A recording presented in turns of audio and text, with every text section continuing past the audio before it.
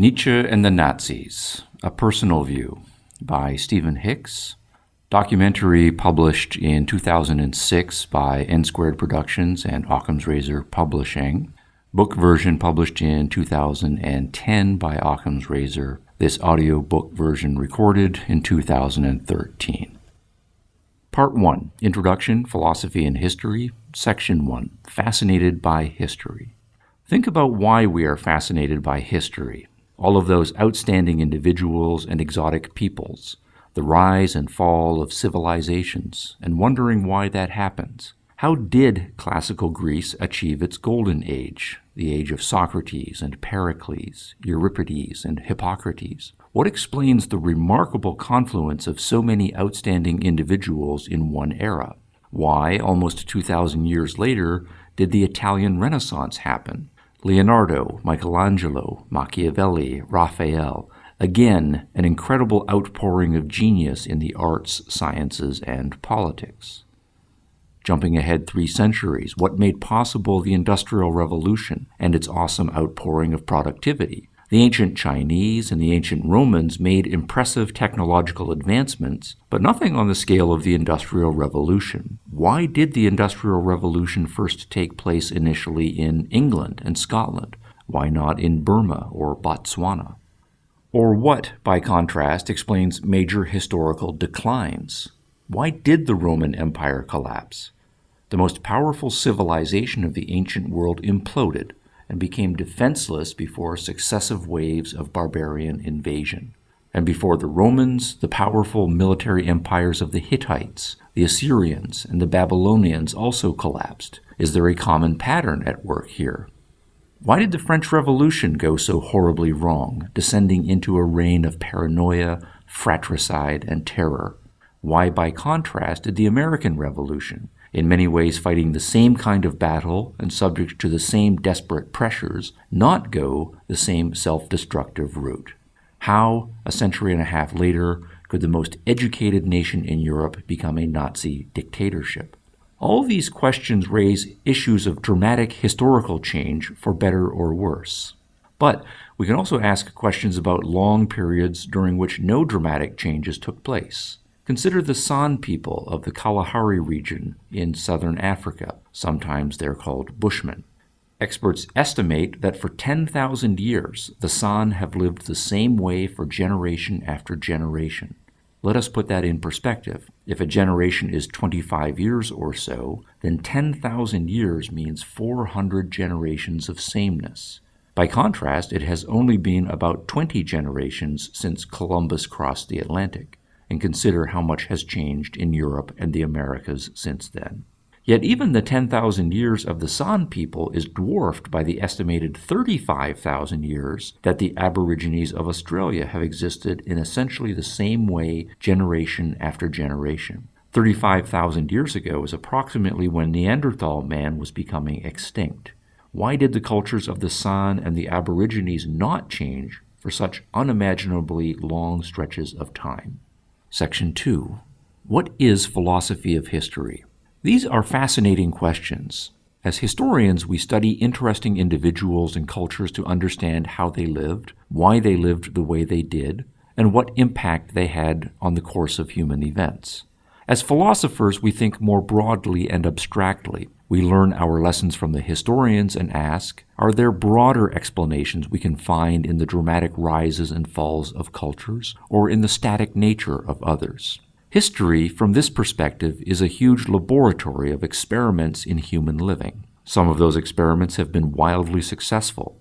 Some have achieved middling results, leading their cultures to eke out an existence across the generations, and some have been outright disasters, causing misery and death on a large scale. Can we identify the fundamental causes at work? Can we learn why some cultures flourish while others stagnate, collapse, or descend into horror? Is there a moral to the story of history? Let us turn to one major experiment, one that turned out to be one of the darkest eras in human history. Nietzsche and the Nazis, Part 2, Explaining Nazism Philosophically. Section 3, How could Nazism happen? How could Nazism happen? This is an important question. Professors and teachers the world over used the Nazis as a prime example of evil, and rightly so. The Nazis were enormously destructive, killing 20 million people during their 12-year reign. They were not the most destructive regime of the 20th century. Joseph Stalin and the other communist dictators of the Soviet Union killed 62 million people. Mao Zedong and the communists in China killed approximately 35 million. The Nazis killed over 20 million and no doubt would have killed millions more had they not been defeated. So it is important to learn the lesson and to get it right. After coming to power by democratic and constitutional means in 1933, the Nazis quickly turned Germany into a dictatorship. For 6 years, they devoted their energies to preparing for war, which began in 1939. During the war, in which every human and economic resource was needed for military purposes, the Nazis devoted huge amounts of resources in an attempt to exterminate Jews, Gypsies, Slavs, and others. Domestic dictatorship, international war, the Holocaust, all are terrible. But what exactly is the lesson of history here? How could a civilized European nation plunge itself and the world into such a horror? Section 4. 5 weak explanations for National Socialism. A common explanation is that the Germans lost World War I. They were bitter over the loss and the harsh punitive measures the victors imposed in the Versailles Treaty. There is a grain of truth here, but this is a very weak explanation. One reason why it is weak is that many countries lose bitter wars, but they do not respond by electing Adolf Hitlers to power. Another reason is that Germany's losing the war does not explain Italy. In the 1920s, Italy turned to Benito Mussolini and his fascist version of National Socialism. But Italy was on the winning side of World War I. So if one of the winners of World War I became fascist, and one of the losers also became fascist, then whether one lost or won the war is not the significant factor here. B. Another explanation holds that Germany's economic troubles of the 1920s were the cause of National Socialism. Here again there is a grain of truth, but again this is a weak explanation. Many countries suffer economic malaise, but they do not turn to National Socialism for the solution. There's also the phenomenon of Nazi and neo-Nazi movements throughout the 20th century in relatively prosperous countries. Very few countries suffering economic difficulties go Nazi, and there are plenty of Nazi sympathizers in prosperous nations. C. Another weak explanation suggests that there is something innately wrong with Germans, that history shows that they are inherently militaristic, bloodthirsty, and genocidal, and the Nazis merely tapped into and exaggerated innate German tendencies. This kind of explanation is an insult, of course, to the many Germans who were appalled by National Socialism, who opposed it and fought it vigorously. And it does not explain how National Socialism has appealed to people of many races and ethnicities. In 2005, Mein Kampf was a bestseller in the country of Turkey. Do we want to suggest that the Turks are inherently bloodthirsty and genocidal? I do not think so. D. Another weak explanation holds that Nazism is explained by the personal neuroses and psychoses of the Nazi leadership. The argument here is that Hitler was bitterly disappointed by being rejected for art school, or that he was a repressed homosexual, or that his right-hand man, Joseph Goebbels, was compensating for his below-average height and having a club foot. Again, this is a poor explanation. How many art school rejects become Nazis? How many repressed homosexuals or handicapped men become Nazis? This explanation also ignores the large number of powerful Nazis who were neither homosexual, nor short, nor particularly interested in art. E. Any of the above explanations can work together with a suggestion that the Nazis were a product of modern communications technologies. That as masters of rhetoric and propaganda, the Nazis succeeded in fooling millions of Germans about their agenda and manipulated their way into power. I have some sympathy for this way of thinking, for it is the kind of explanation that comes naturally to those of us raised in liberal democracies. When I first started learning about the Nazis, I thought they must have been insane. It is hard to imagine that such horror could be anything but the product of deranged minds manipulating the masses. But here I want to suggest two reasons why I think it is not a good idea to dismiss the Nazis merely as manipulators. The first is that the Nazis achieved power through democratic and constitutional methods. When the party was formed in 1920, it was a small fringe party, but it spoke to the beliefs and aspirations of millions of Germans. And in the 1920s, the Germans were arguably the most educated nation in the world, with the highest levels of literacy, numbers of years of schooling, newspaper readership, political awareness, and so on. It was in an educated nation that the Nazis achieved increasing success in the elections through the 1920s, spreading their message far and wide until they made their major breakthroughs in the early 1930s. Millions of voters in a democracy may be wrong, but it is unlikely that they were all deluded. A better explanation is that they knew what they were voting for and thought it the best course of action. And that is what I will be arguing. But millions of people do not decide spontaneously to vote for this party or that. A mass political movement requires that much cultural groundwork be done over the course of many years. And this is where intellectuals do their work. A culture's intellectuals develop and articulate a culture's ideals, its goals, its aspirations, in books, speeches, sermons, and radio broadcasts. Intellectuals are a culture's opinion shapers.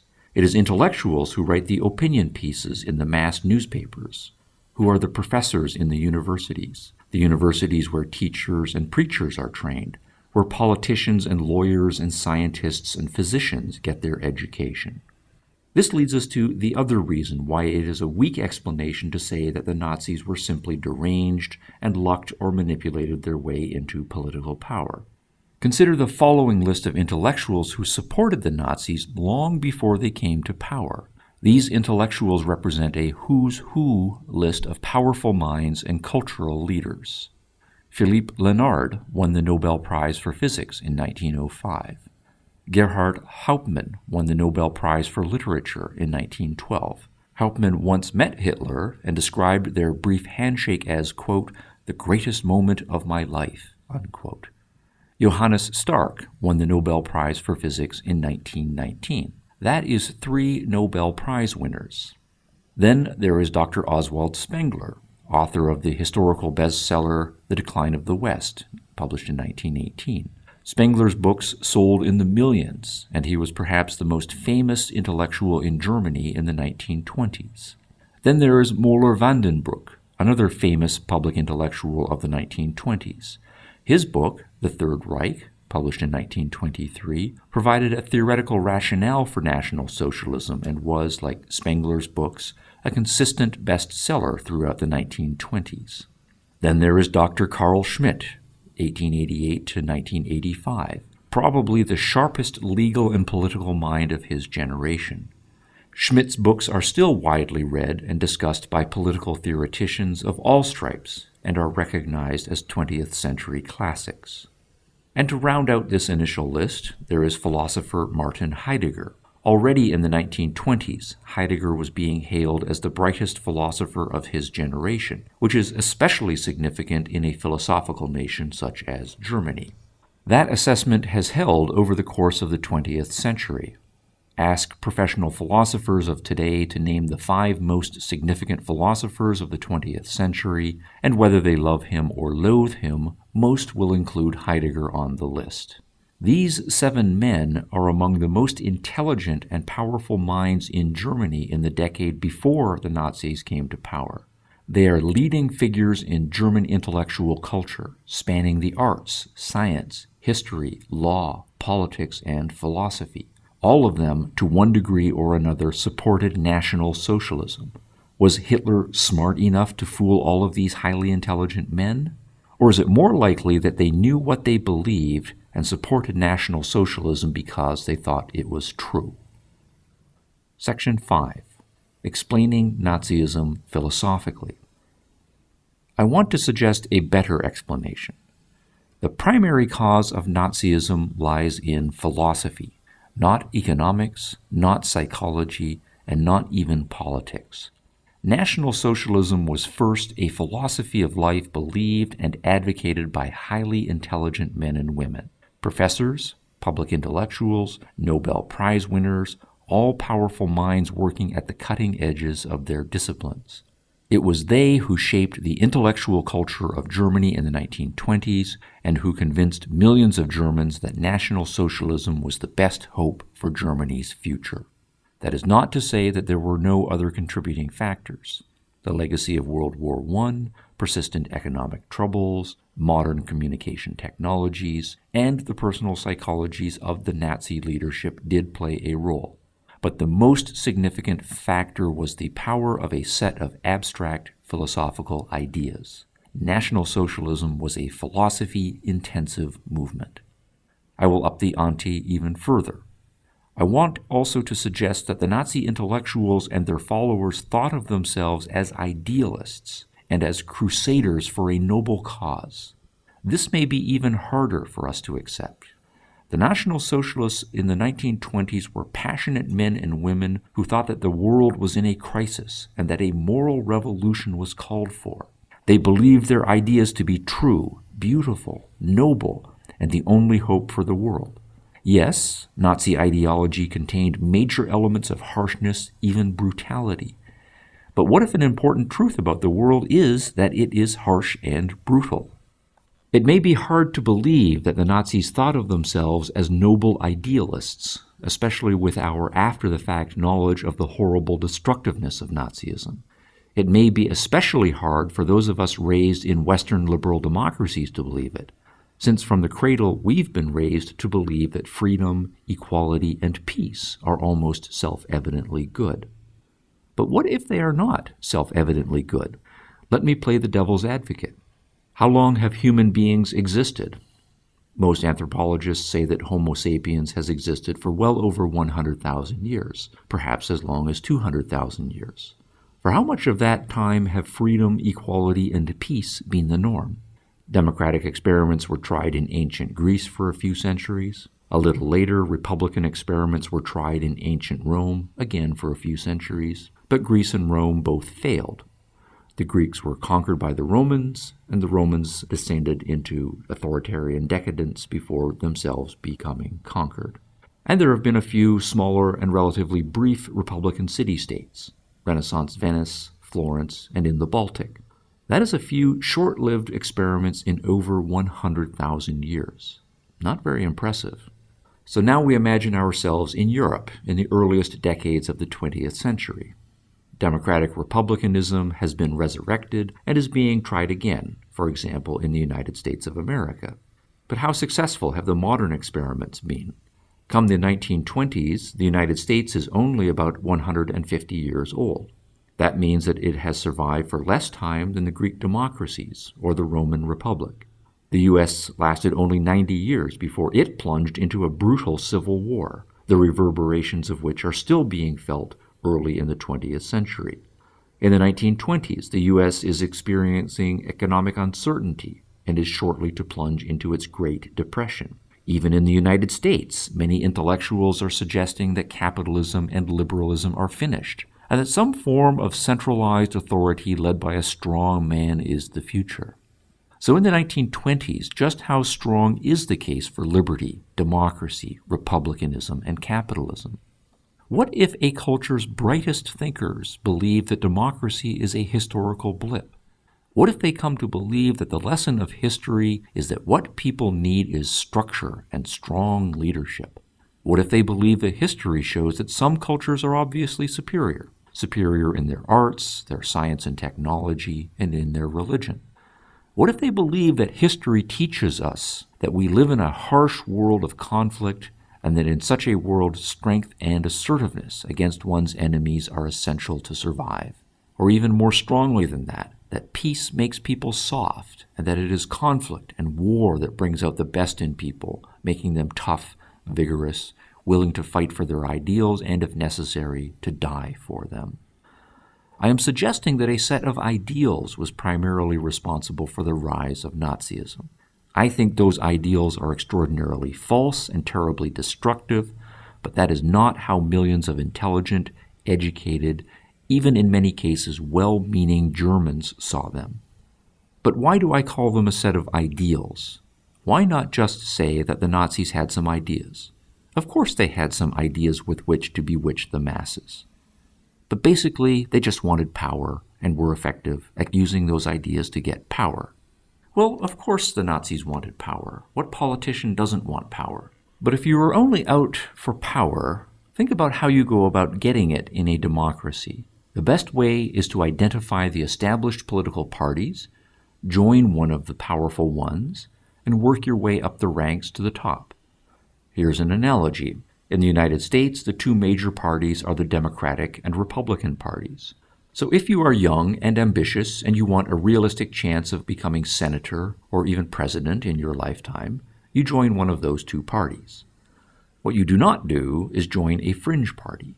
What you do not do is start your own party, say the Midwestern Farmers Union Party out in the middle of nowhere. The only reason you would start the Midwestern Farmers Union Party is if you are a true believer in the ideals of Midwestern farming and think you cannot achieve your ideals by joining the established parties.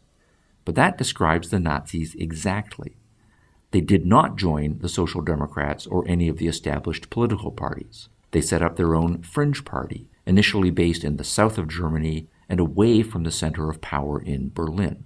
They were true believers in a cause. They did not want power if it meant compromising their ideals by joining with an established party. They wanted power, but power to achieve what they took to be high ideals. So, what was this obscure political party formed in Munich in 1920, and what did it stand for? Nietzsche and the Nazis, Part 3, National Socialist Philosophy. Section 6, the Nazi Party Program.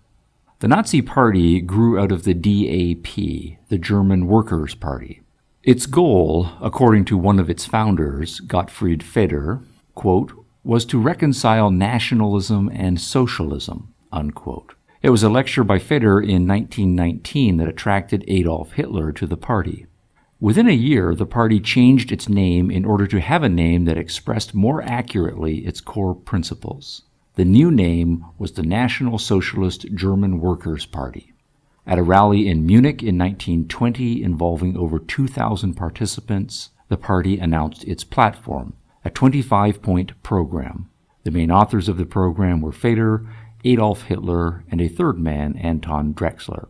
To understand what National Socialism stood for, the main points of the program are worth looking at more closely. Section 7. Collectivism, not individualism. A major theme of the program is a stress upon collectivism and a rejection of individualism. Point number 10 of the program, for example, says, quote, "It must be the first duty of every citizen to perform mental or physical work. Individual activity must not violate the general interest, but must be exercised within the framework of the community and for the general good," unquote. National Socialism thus consciously rejects Western liberal individualism with its emphasis on the rights to life, liberty, and the pursuit of happiness, all of which are individualistic rights. Nazism is collectivism. It does not hold that individuals have their own lives to live and happinesses to pursue. Rather, individuals should work for the community out of a sense of duty. They serve the general good to which they subordinate their personal lives. Point 24 of the program returns to this theme and emphasizes it strongly. The common interest before self-interest, unquote. Bold print and capitalization are in the original for emphasis. Section 8. Economic Socialism, not Capitalism. The second theme of the program is a stress upon socialism and a strong rejection of capitalism. Numerically, socialism is the most emphasized theme in the Nazi program. For over half of the program's 25 points, 14 out of the 25 to be exact, itemize economically socialist demands. Point 11 calls for the abolition of all income gained by loaning money at interest. Point 12 demands the confiscation of all profits earned by German businesses during World War I. Point 13 demands the nationalization of all corporations. Point 14 demands profit sharing in large industrial enterprises. Point 15 demands the generous development of state-run old age insurance. Point 16 calls for the immediate socialization of the huge department stores, and so on. So strong was the Nazi Party's commitment to socialism that in 1921 the party entered into negotiations to merge with another socialist party, the German Socialist Party. The negotiations fell through, but the economic socialism remained a consistent Nazi theme through the 1920s and 1930s. For example, here is Adolf Hitler in a speech in 1927. Quote, "We are socialists. We are enemies of today's capitalistic economic system for the exploitation of the economically weak, with its unfair salaries, with its unseemly evaluation of a human being according to wealth and property instead of responsibility and performance, and we are all determined to destroy this system under all conditions." Unquote. Even more strongly, Joseph Goebbels hated capitalism and urged socialism. Dr. Joseph Goebbels was perhaps the most brilliant and educated of all the Nazi politicians. Once the Nazis came to power, he was to be one of the most powerful of the very top Nazis, perhaps number 2 or 3 after Hitler himself. But Goebbels' commitment to National Socialist principles began much earlier. He received a wide-ranging classical education by attending 5 universities in Germany, eventually receiving a PhD in literature and philosophy from Heidelberg University in 1921. During his graduate student days, he absorbed and agreed with much of the writings of communists Karl Marx and Friedrich Engels, damning those he called, quote, "the money pigs of capitalist democracy," unquote. Goebbels, in speeches and pamphlets, regularly declaimed that, quote, "money has made slaves of us," unquote. Quoting again, "Money," he argued, "is the curse of mankind. It smothers the seed of everything great and good. Every penny is sticky with sweat and blood," unquote. And in language that could be right out of the writings of Karl Marx, Goebbels believed fervently, quote, "the worker in a capitalist state, and that is his deepest misfortune, is no longer a living human being, a creator, a maker. He has become a machine, a number, a cog in a machine without sense or understanding. He is alienated from what he produces," unquote. The Nazi solution, then, is strong socialism. The state should control the economy, organizing its production and distribution in the collective interest. Section 9. Nationalism, not internationalism or cosmopolitanism. All of this raises a question. So far, the Nazi program emphasizes that collectivism and socialism take priority over the individual, but which collective or social grouping has priority? Here, the Nazi program emphatically defines its collectivism and socialism in nationalistic terms. Individuals belong primarily to their ethnic and racial groups, those ethnic and racial groups giving them their core identities. In the 1920 program, 7 of the 25 points speak directly to this issue. This issue is moderately complicated because the Nazis have 3 enemies in mind against whom they want to distinguish themselves. First, they reject Marxist socialism, or any socialism that puts economic groupings first. As much as the Nazis hated capitalism, they do not see the world as a battle between economic groups. The Marxists, as they see it, are too obsessed with and too narrowly focused on money. To the Nazis, money is only part of the battle. The major battle is between different racial and cultural groups with different biological histories, languages, values, laws, and religions. The battle is between Germans, with their particular biological inheritance and cultural history, against all other racial cultures. Second, the Nazis reject cosmopolitanism, an ideal of Western liberals who believe that all humans are essentially the same wherever one travels in the world, and who believe that one should strive to be a citizen of the world, someone who can be at home anywhere. The Nazis are nationalists, by contrast, and they reject any form of internationalism or cosmopolitanism. These themes explain the design of the Nazis' swastika flag as a symbolic integration of the socialism and the nationalism. Red is symbolic of socialism. White is symbolic of nationalism, and the swastika is, according to Hitler, representative of the Aryan struggle for racial and cultural supremacy against those who are trying to destroy the Germans. Consequently, in the Nazi program of 1920, we find many points about German national identity and asserting German needs and goals. Point 1 demands the unification of all ethnic Germans into a greater Germany. Point 8 demands that immigration by non-Germans be halted and that those who have immigrated recently be expelled from the country. Public offices can be open only to citizens, and Point 3 defines citizenship in terms of the possession of German blood. And the possession of German blood is defined carefully to reject a third target of the Nazis, those whom they hate even more than the Marxists or the liberal capitalists, and that is the Jews. Point 3 of the program denies that Jews can be racial comrades of Germans, and this, in combination with the other points in the program, effectively shuts the Jews out of German life. A widely used Nazi propaganda poster displayed a dragon with 3 heads wearing hats representing the communist, the international capitalist, and the Jew, the enemies the pure German warrior must defeat. From the beginning of the party in 1920, then, the pro-German nationalism and the strong anti-Semitic themes are, like the collectivism and the socialism, core Nazi themes.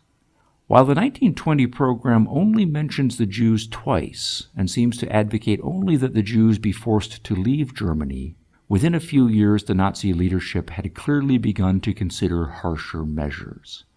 In 1925, for example, Hitler published Mein Kampf, a book that sold increasingly well as the Nazis rose to power. Hitler variously describes the Jews as a, quote, octopus, unquote, as, quote, a parasite on the body of the other nations, unquote, as a, quote, vampire, unquote, as, quote, a spider that was sucking the blood out of people's pores, unquote, and as having taken over the German state. To free the German folk, consequently, Hitler calls for, quote, the elimination of the existing Jewish one, unquote, and, quote, the end of this parasite upon the nations, unquote. Section 10. Authoritarianism, not liberal democracy.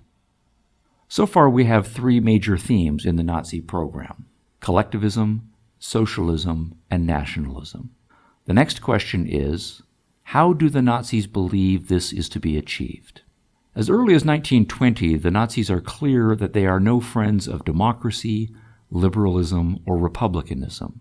They favor strong authoritarianism and centralized power. Point 23 calls for censorship and government control of all newspapers. Point 24 suggests limitations on religions that do not fit the Nazis' goals. Point 25 calls for centralization and unconditional power. Quote, we demand the creation of a strong central power in Germany. A central political parliament should possess unconditional authority over the entire Reich and its organization in general. Unquote. These points, in combination with the economically socialist points earlier, are to give the government total control over all aspects of society. Throughout the 1920s, the Nazis are unapologetic about wanting to eliminate liberalism, democracy, and republicanism. Goebbels, for example, put it bluntly and publicly, quote, never do the people rule themselves. This madness has been invented by liberalism. Behind its concept of the sovereignty of the people hide the most corrupt rogues who do not want to be recognized, unquote. In Mein Kampf, Hitler agreed entirely. Quote, there must be no majority decisions, unquote. Instead, quote, the decisions will be made by one man, unquote. So, Goebbels continued, quote, we shall create a power group with which we can conquer this state. And then, ruthlessly and brutally, using the state's prerogatives, we shall enforce our will and our program, unquote. Again from Goebbels, quote, history has shown repeatedly how a young, determined minority has overthrown the rule of a corrupt and rotten majority, and then used for a time the state and its power in order to bring about by dictatorship and force the conditions necessary to complete the conquest and to impose new ideas." Unquote. The Nazis were very clear from the outset what they were in favor of, what they opposed, and how they planned to exercise power once they achieved it. Socialism, nationalism, racial identity and purification, and a strong centralized power to make it happen. Section 11. Idealism, not politics as usual. It is important to emphasize that the Nazis put their program forward forthrightly and as a noble, even spiritual ideal to achieve. They promised not merely another political platform, but a whole philosophy of life that, as they and their followers believed, promised renewal. And they called upon Germans to exercise the highest virtues of altruism and self-sacrifice for the good of society to bring about that renewal. Program Point 10 urges individuals to put the common good of Germany before their self-interest. Point 24 repeats it. Hitler and Goebbels repeatedly urge Nazism as a spiritual and ideal vision in contrast to the usual power-grubbing politics of the day. In Mein Kampf, Hitler insisted that, quote, "all force which does not spring from a firm spiritual foundation will be hesitating and uncertain. It lacks the stability which can only rest on a fanatical view of life," unquote. He called upon individuals not to be egoistic, but be willing to sacrifice. Quote, "the preservation of the existence of a species presupposes a spirit of sacrifice in the individual," unquote. In Goebbels' autobiographical novel, Michael, a book that sold out of 17 editions, the leading character is explicitly likened to Jesus Christ. Michael is the Christ socialist who sacrifices himself out of love for mankind, and Goebbels urges that noble Germans be willing to do the same. A widely used Nazi posters featured a religiously spiritual figure with its arms encircling a young Nazi soldier. Hitler regularly praised Germans for their spirit of altruism. Quote, "this state of mind, which subordinates the interests of the ego to the conservation of the community, is really the first premise for every truly human culture," unquote. Altruism, he believed, is a trait more pronounced in Germans than in any other culture, which is why he claimed to be so optimistic about Germany's future. This message of National Socialism as a moral ideal and as a spiritual crusade was appealing to many, many Germans, and especially the young. By 1925, the party membership in the North was mostly young. 2/3 of the members were under 30 years of age. And in a few years, the Nazis had attracted a large following among university students. Goebbels especially called out to the idealistic young to be the heart of the Nazi future in Germany. Quote, "the old ones don't even want to understand that we young people even exist. They defend their power to the last. But one day they will be defeated after all. Youth finally must be victorious. We young ones, we shall attack. The attacker is always stronger than the defender. If we free ourselves, we can also liberate the whole working class, and the liberated working class will release the fatherland from its chains." Unquote. Section 12. Nazi Democratic Success. For the Nazis, the clear, firm, and passionate advocacy of their political goals, along with efficient organization and propaganda, brought them increasing democratic success in Germany. After years of work, by 1928 the party had only 12 seats in the Reichstag, Germany's national parliament. But in the election of September 1930, they increased that number to 107 seats. Less than 2 years later, in the election of July 1932, they increased that number dramatically to 230 seats. A few months later, they lost 34 seats in a November election and now had 196. But in January of 1933, Hitler was appointed Chancellor of Germany, one of the two highest positions in the land, and the Nazis were in a position to consolidate their power. In March of 1933, they called yet another election in order to get a clear mandate from the German people about their plans for Germany.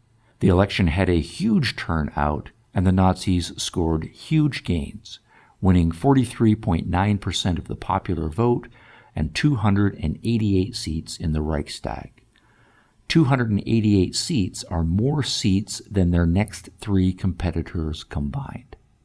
Table 1. Germany, March 5, 1933 elections, seats in the Reichstag. National Socialist Party, 288. Social Democratic Party, 120 seats. Communist Party, 81 seats.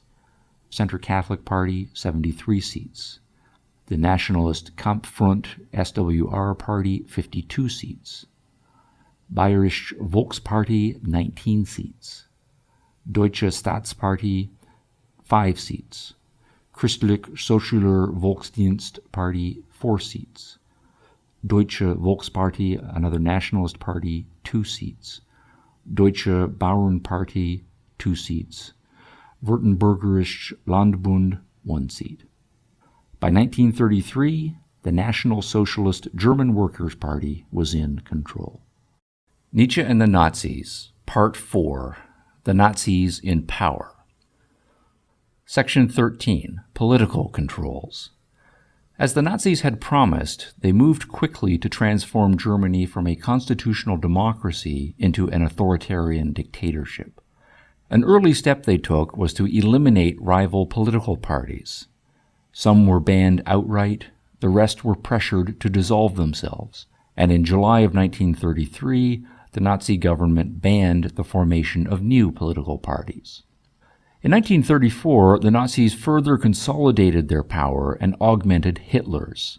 Hitler had almost always had a strong grip on the internal politics of the Nazi Party, but it had not been absolute. 1934 brought an internal purge and an elimination of Hitler's rivals. The triggering event was Ernst Röhm's attempted rebellion. Röhm had been the head of the SA, the Sturmabteilung, or Storm Division, the paramilitary wing of the party. Röhm had used his position to form a rival power bloc within the party and planned a rebellion. Hitler was warned of the rebellion ahead of time and was able to suppress it. In the purge that followed, 43 conspirators and rivals were executed. Along with the purge, there were many unofficial assassinations as old scores were settled. The result of the bloodletting was a Nazi party even more strongly united around Adolf Hitler. In August of the same year, President Hindenburg died. Paul von Hindenburg had been the grand old man of German politics, holding the office of the presidency, which was, along with the chancellorship, one of the two highest political offices in the land. Upon Hindenburg's death, Hitler merged the positions of president and chancellor, thus augmenting his power further. In a nationwide plebiscite to confirm the merging of the two positions, almost 90% of Germans voted in favor of granting Hitler greater powers. The Nazis now controlled all major political offices, they had cleaned house internally, and they had eliminated all rival parties. In firm control, they next set about reshaping all of German society. Section 14. Education. Political tools such as physical force and authoritarian laws are necessary tools for a dictatorship, but long-term control of a people also requires control of their minds. The Nazis recognized this and made reshaping Germany's educational system a priority. They already had a good head start. When the National Socialists came to power in 1933, about 2.5 million Germans were members of the Nazi Party. 7% of the party's members were from the upper class, 7% were peasants, 35% were industrial workers, and 51% were from the professional and middle class. Surprisingly, in the latter group, the professional and middle class, the largest occupational group represented was elementary school teachers. Hitler and the National Socialists thus already had a core group of committed followers in a position to help them shape the minds of the next generation. The general purpose of education. The Nazis had a particular kind of youth in mind. As early as 1925, Hitler had written in Mein Kampf, quote, "The folkish state must not adjust its entire educational work primarily to the inoculation of mere knowledge, but to the breeding of absolutely healthy bodies. The training of mental abilities is only secondary," unquote. Come 1933 and power, Hitler repeatedly made it even clearer what kind of healthy bodies he wanted the educational system to produce. Quote, "My program for educating youth is hard. Weakness must be hammered away. In my castles of the Teutonic Order, a youth will grow up before which the world will tremble. I want a brutal, domineering, fearless, cruel youth. Youth must be all that. It must bear pain. There must be nothing weak and gentle about it. The free, splendid beast of prey must once again flash from its eyes. That's how I will eradicate thousands of years of human domestication. That is how I will create the new order," unquote. Intellectual training was less emphasized than physical training, but it was not omitted. Students were trained in Nazi ideology, studied German history from a National Socialist perspective, learned political activism, and trained themselves to develop a selfless, obedient, duty-oriented moral character. The curriculum was revised, textbooks were rewritten, and teachers were trained as servants of the cause. Early in the Nazi reign, teachers were declared to be civil servants and required to join the National Socialist Teachers League, swearing an oath of absolute fidelity to Adolf Hitler. The Hitler Youth. In addition to transforming the formal school system, the Nazis put great emphasis on the Hitler Youth Organization. The Nazi Party's youth organization had been formed in 1922, early in the party's history, and acquired its Hitler Youth name in 1926. The purpose of the Hitler Youth was to train a cadre of devoted young followers outside of the formal school system. Once the Nazis came to power, the formal German school system and the Hitler Youth became complementary training and indoctrination programs. Boys could enter the program when they were age 6, though official training began at age 10.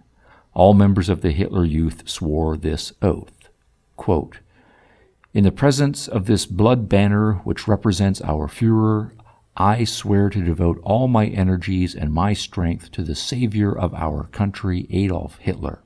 I am ready and willing to give up my life for him, so help me God," unquote. Full membership and systematic training began at age 14 and included the ability to take a physical beating without whining. Brutal fighting sessions among the boys were common and encouraged. As Hitler had put it in Mein Kampf, quote, "But above all, the young, healthy body must learn also to suffer blows," unquote. If a boy was unable to withstand the pain or pressure, he was embarrassed in front of his peers.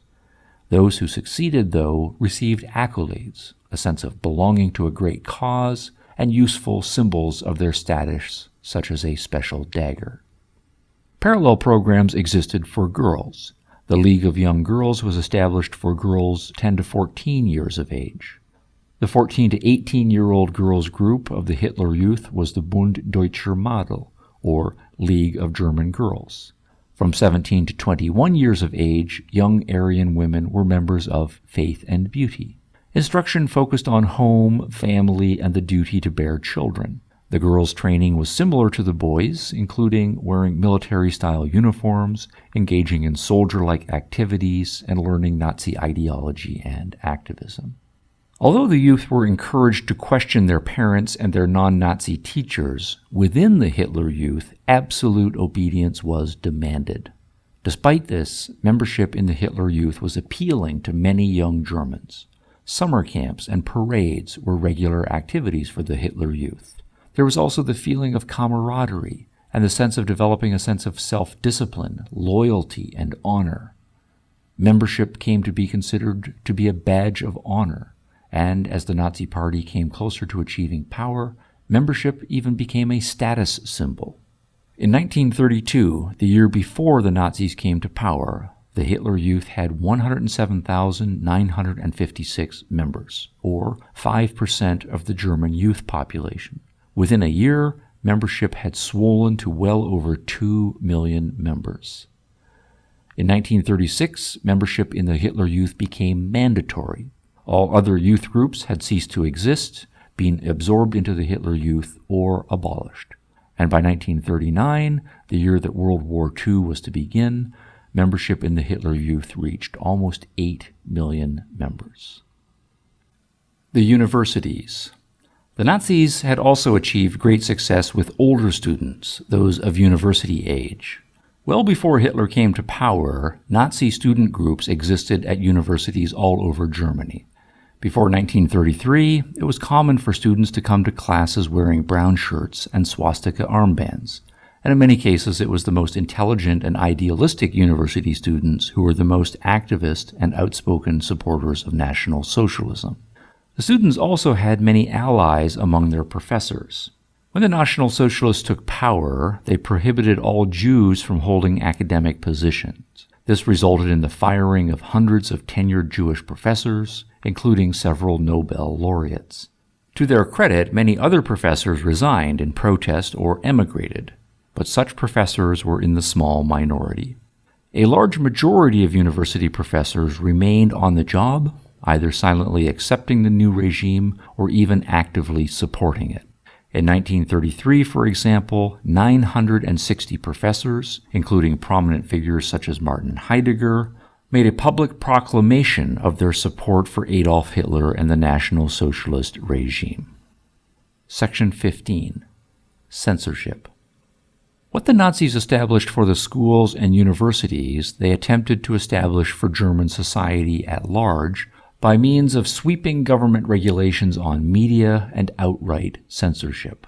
The world of schools and education was only an important microcosm of the Nazis' plans for all of German society. Joseph Goebbels, Germany's new propaganda chief, put it this way: any book or work of art, quote, which acts subversively on our future or strikes at the root of German thought, the German home, and the driving forces of our people, unquote, should be destroyed. The great symbolic statement of what was to come occurred early in the Nazi regime, the May 10, 1933 book burnings, just a few months after the Nazis assumed power. In the Unter den Linden, an open square across from the University of Berlin, roughly 20,000 books were burned in a huge bonfire. Goebbels spoke at the event to 40,000 cheering spectators. Some of the authors whose books were destroyed were Thomas Mann, Albert Einstein, Jack London, Helen Keller, H.G. Wells, Sigmund Freud, Émile Zola, and Marcel Proust.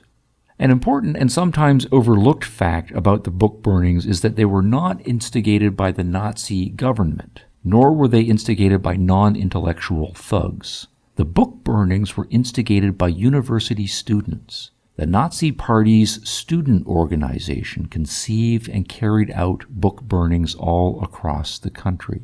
Book bonfires burned brightly that night in every German university city. The professors had taught their students well.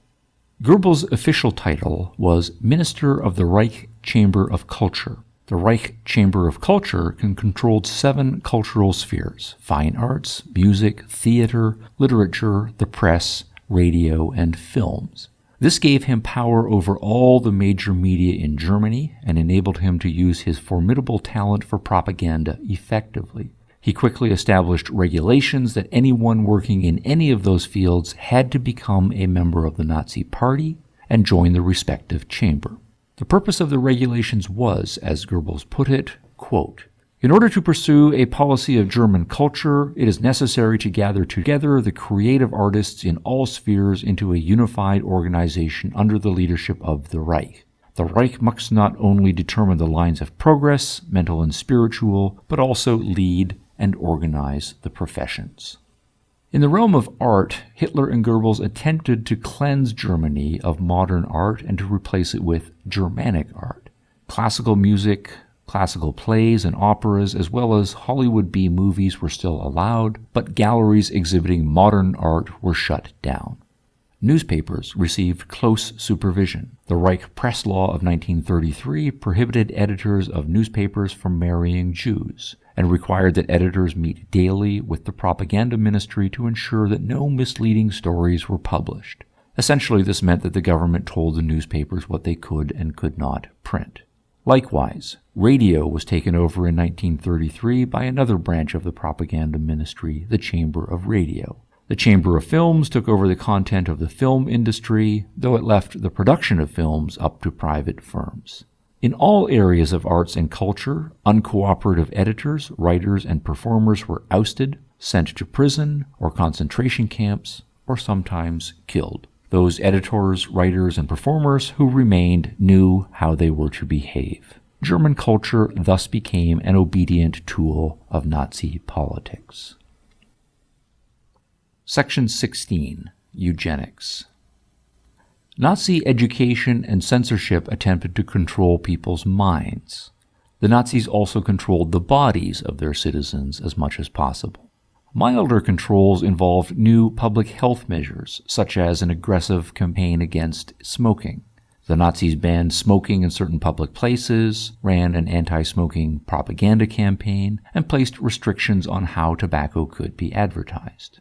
Stronger controls extended to the sex and reproductive lives of the citizens, and this takes us into darker territory, the Nazis' embrace of eugenics. Eugenics was not unique to the Nazi regime or to Germany. As early as 1895, eugenics researcher Alfred Jost had published a book called The Right to Death, which called for state control over human reproduction, and many intellectuals in many countries embraced eugenics. In nature, the argument ran, only the strongest males get to mate with the females. The weaker males get to mate less frequently or not at all. This natural selection of the stronger and deselection of the weaker serves to keep the species healthy and strengthen it. The same principle holds for farming. Just as a farmer is concerned to improve the quality of his herd, so the state should be concerned to improve the quality of its citizenry. And just as a farmer will not let any bull mate with any cow, so the state should not let just any male have sex with any female. The farmer will select his strongest and healthiest bulls and have them mate only with his strongest, healthiest cows. Those bulls and cows not up to standard are culled from the herd and not allowed to reproduce at all. As Rudolf Hess, Deputy Führer of the Reich, would say a little later, quote, "National Socialism is nothing but applied biology," unquote.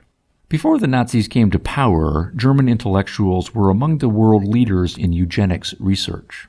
In 1916, Dr. Ernst Rudin, the director of the Genealogical Demographic Department of the German Institute for Psychiatric Research, established a field of psychiatric hereditary biology based on eugenics theory. Rudin became president of the International Federation of Eugenic Organizations, the world leader of the eugenics movement.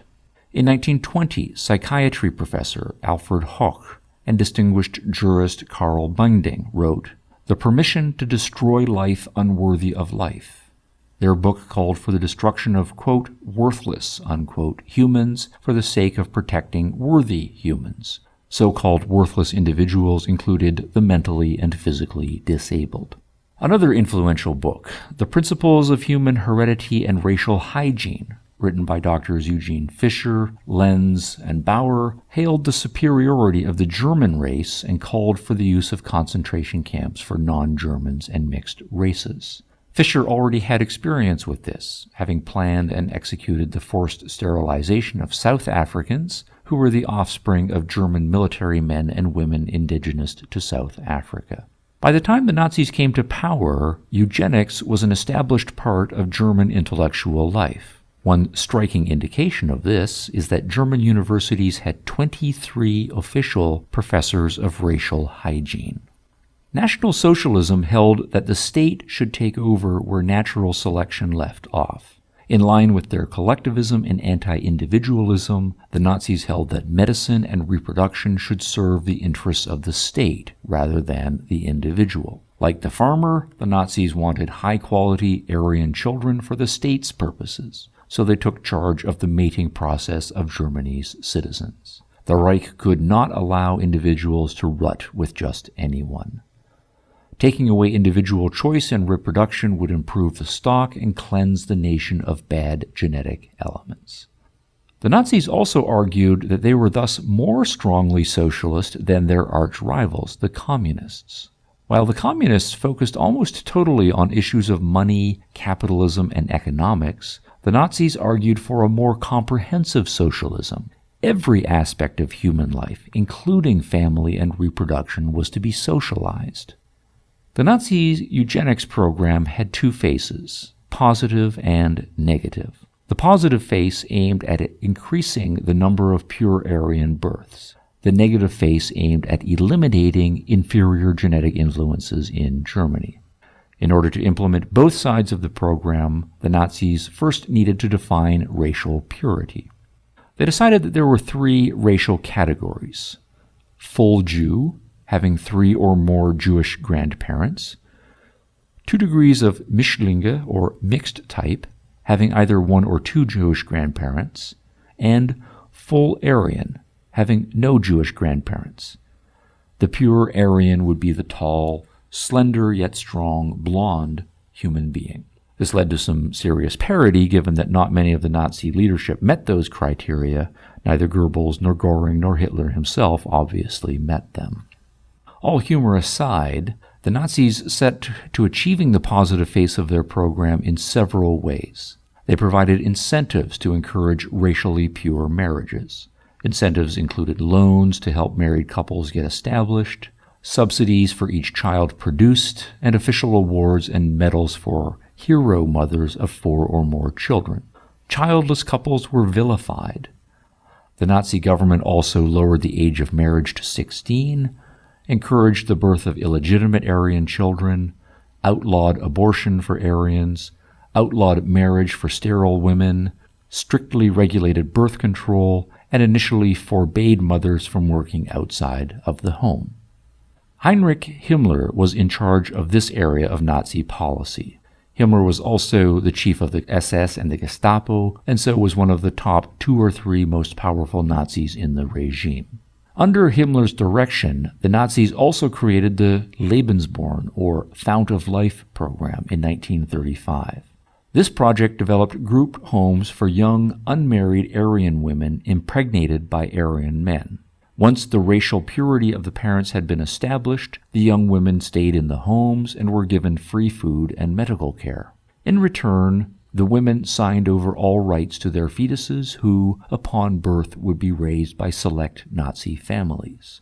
Between 12,000 and 16,000 infants were born in Lebensborn homes in Germany and Nazi-occupied territories. A few years later, in order to speed up the development of a pure Aryan race, the Nazis began to kidnap Aryan children from occupied territories. An estimated 250,000 children aged 6 years and younger were taken back to Germany and assimilated into Nazi homes. The negative phase of the Nazis' eugenics program required the extermination of non-Aryans. In 1935, the Nazis implemented the Nuremberg laws for the protection of hereditary health. These laws included forcible sterilization of individuals with mental and hereditary physical defects. During the 1930s, the Nazis sterilized approximately 400,000 people. Certification of Aryan descent became a requirement for marriage, interracial marriages were prohibited, and the remaining rights of Jews were revoked. The Nazis then introduced extermination. In May of 1935, the regime euthanized 12 patients in a mental hospital in Hadamar, Germany. The Nazi Interior Ministry required that all children under 3 years of age with congenital malformations and mental deficiencies be registered with the state. Those deemed unfit were taken away from their homes for, quote, special treatment, unquote. Special treatment meant either being injected with a lethal dose of medicine or simply starved to death. The Nazis were still somewhat cautious about public scrutiny, so part of their strategy was slowly to get the nation accustomed to human extermination before they turned their full attention to the Jews. The public justification for these deaths was not only the biological health of the state. The Nazis also gave a collectivist economic justification. If the health of the citizenry is the state's responsibility, then the state must allocate its economic resources responsibly. If money and resources are used to care for the weak, then the stronger human beings are forced to sacrifice. But the stronger human beings are the state's best assets. It is they who are the realization and the future of the folk. The state accordingly has a moral obligation not to waste economic resources on the weak. And when the weak are destroyed as nature intended, the strong will be enhanced and the species advanced. This brings us to Nazi economic policy. Section 17. Economic controls. Through education and censorship, the Nazis attempted to socialize the German mind.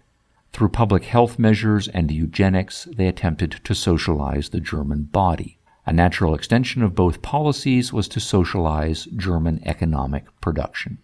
As would be expected by the socialist part of National Socialism, the guiding principle of Nazi economics was that all property belongs to the people, the folk, and was to be used only for the good of the people. Just as one's body is no longer one's private possession but rather belongs to the whole community, economic property was no longer anyone's private possession but to be used by state permission and only for the good of the people. Upon coming to power, the Nazi government nationalized Jewish property and in 1934 passed a law allowing the expropriation of property owned by communists. Another early policy given high priority by the Nazi government was the organizing of all German businesses into cartels. The argument was that, in contrast to the disorderliness and egoism of free market capitalism, centralization and state control would increase efficiency and a sense of German unity. In July of 1933, membership in a cartel became compulsory for businesses, and by 1934 the cartel structure was reorganized and placed firmly under the direction of the German government. By 1937, small businesses with a capital under $40,000 were dissolved by the state. Labor unions had been dissolved, as were the rights to strike and collective bargaining. Unemployment was dealt with by public works programs of road building and so on. All property and labor power was now either owned by the state or, if still owned by private parties, subject to almost total control. Businesses were told by the state what to produce and in what quantities. Prices and wages were set by the state. And if anyone complained, a commonly used Nazi slogan put them on the defensive. Quote, "The common interest before self-interest." Unquote. The argument was quite clear. You are not a private individual seeking profit or higher wages in a capitalist economy. You and your property belong in trust to the German people, and you have a duty to serve the public interest, even if it involves a personal sacrifice. There's an important sub-point worth dwelling upon, for there is a lively debate about just how committed to socialism the Nazis were. After all, they did not outright nationalize all businesses as pure socialism would require. Rather, they allowed several important businesses to remain in private hands. A 1935 official statement put the National Socialist policy this way, quote, "The power economy will not be run by the state, but by private entrepreneurs acting under their own free and unrestricted responsibility. The state limits itself to the function of control, which is, of course, all-inclusive. It further reserves the right of intervention in order to enforce the supremacy of considerations of public interest." Unquote. The issue about how socialist Nazis were is, in part, a judgment call about long-term principles and short-run pragmatism. Here is a related example. Clearly, the Nazis were strongly committed to racism, but we could point out that they formed alliances with the Italians and the Japanese, neither of whom are Aryans racially. Yet obviously it would be a mistake to infer from these alliances that the Nazis were not really racist. They were racist, but as a matter of short-term strategy and political compromise, they were willing to form alliances with those whom they otherwise would despise. Since the Italians and Japanese were powers, it made strategic sense to overlook the racial issue in the short run. The same holds for the economic socialism. Allowing some major businesses to remain officially in private hands made pragmatic economic sense in the short run. The Nazis knew they needed productive businesses to fuel the economy and their developing war machine, so it would have been foolish to interfere too much with smoothly running enterprises. Additionally, the Nazis knew they could count on the German nationalism of many business owners to go along with what the Nazi government asked of them. And if push came to shove, the Nazis could and did pass precise regulations to direct production as they saw fit. So while the Nazi government imposed many regulations upon German businesses, the Nazis counted on and received much voluntary commitment and enthusiasm. Most business owners, managers, and workers believed in the cause and devoted their economic energies to it. They saw the personal sacrifices demanded of them as their duty, and they obediently and willingly bore the sacrifices for the good of the cause. As a result, from 1932 to 1936, Germany underwent an economic boom, lifting itself out of the stagnation of the 1920s and early 1930s. Unemployment fell from 6 million to 1 million. National production rose 102%, and national income doubled. By 1936, the same year the Germans hosted the Olympic Games in Berlin, the German economy was again a powerhouse. A national vote was held in March to gauge popular support for Hitler's regime. Adolf Hitler's was the only name on the ballot, and the voters had a chance to vote for Hitler or not. As dubious as the vote was, the numbers do tell us something. 98.6% of the voting population voted, and of those, 98.7% voted for Hitler. That means that over 44 million adult Germans expressed approval, and only about 500,000 did not. Section 18. Militarization. The most important part of the new Germany was the military. On a historically unprecedented scale, the German economy became a war economy. Conscription had been reintroduced in 1935, and in 1936, Hermann Göring took over as Germany's economic minister. Under Göring's direction, Germany began to develop a total war economy in earnest.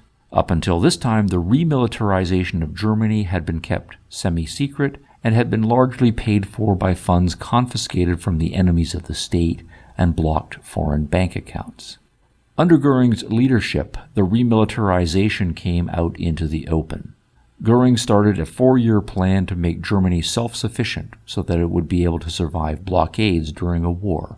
He reduced imports to a minimum, put wage and price controls in place, built factories to produce rubber, textiles, fuel, and steel, all commodities essential to a war machine, and taxes were increased greatly upon private businesses to fund the war. Also, as promised as long ago as 1920 in the Nazi Party's founding political program, the Nazis initiated a strategy of geographical expansion. In 1936, Germany reoccupied the Rhineland. Also in 1936, Hitler concluded an alliance with Mussolini and Italy and sent troops to Spain to support General Francisco Franco's authoritarian regime. There was no military response from France, England, or the other Allied powers. In 1938, the Germans took over Austria. No shooting or violence was necessary.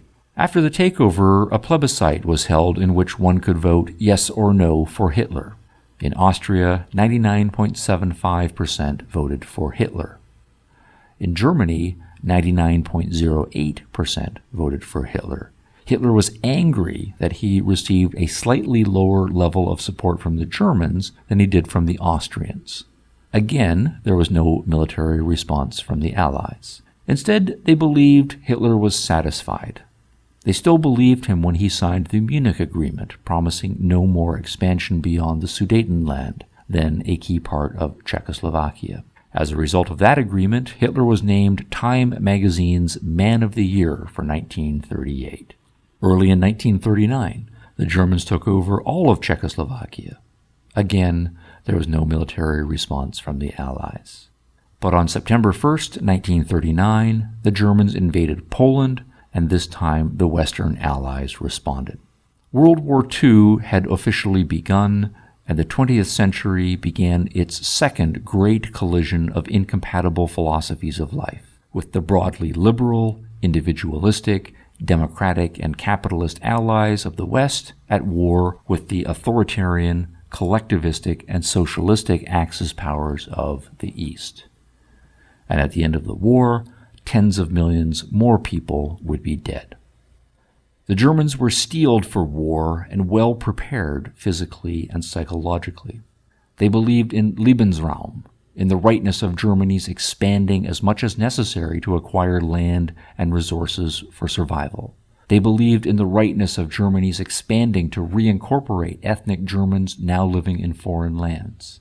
They believed that Germany had a moral mission, even a divine mission, to show the world the way to a brighter, idealistic future and to destroy the tottering and depraved capitalist nations of the West.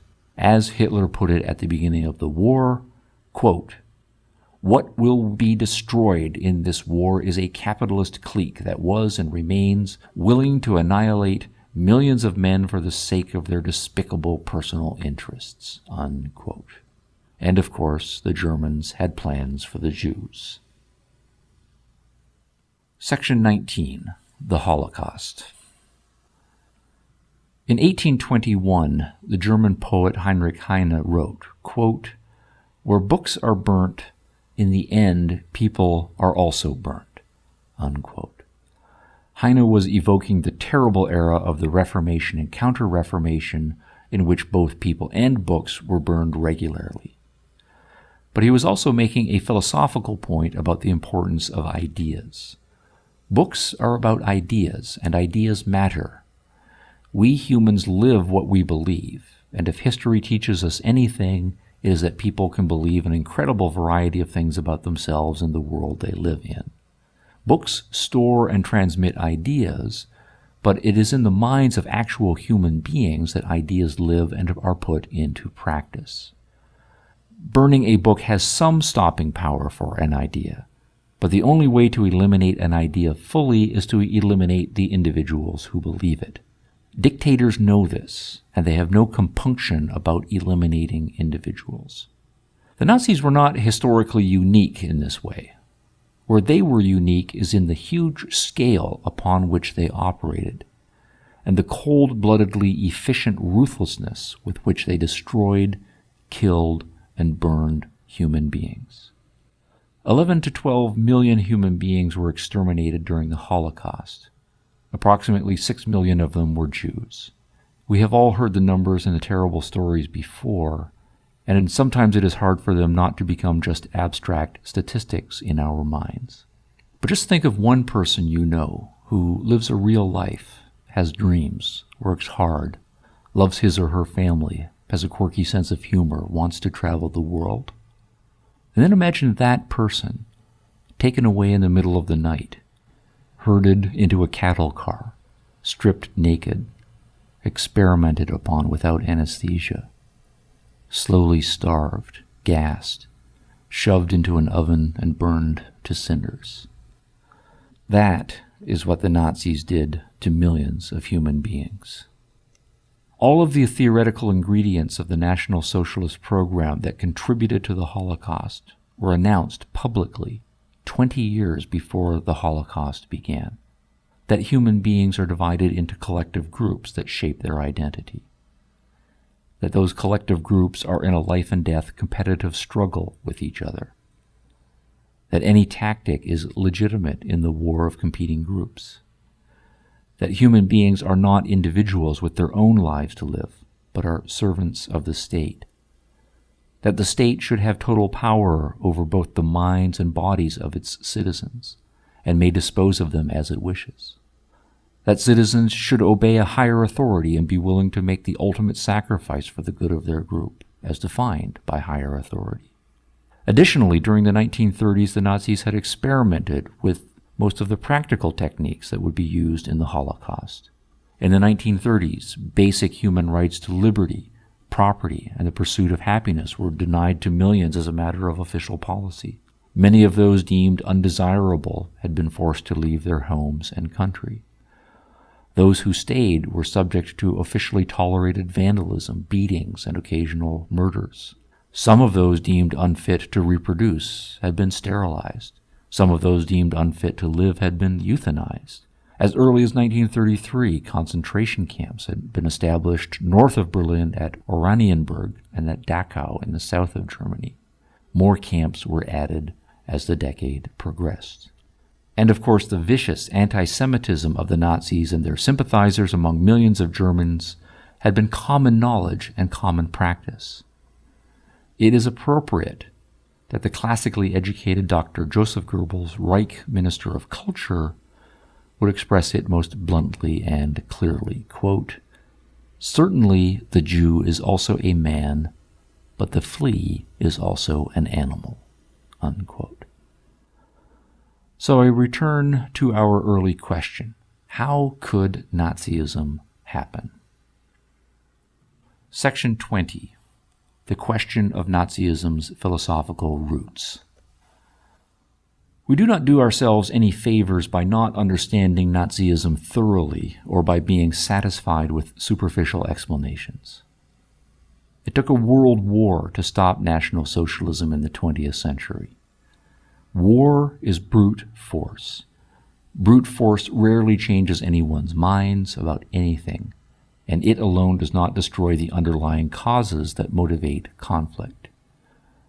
To use a crude analogy, if two neighbors are having an ongoing argument about a series of issues, and one neighbor hits the other and knocks him unconscious, that ends the argument, but it does not solve their problems. The source of their argument is still there, and it will resurface. The same holds for the underlying causes of National Socialism and its differences with the liberal democracies. The liberal democracies were able to knock out the Nazis in World War II, though it was a close call. But the underlying arguments are still with us.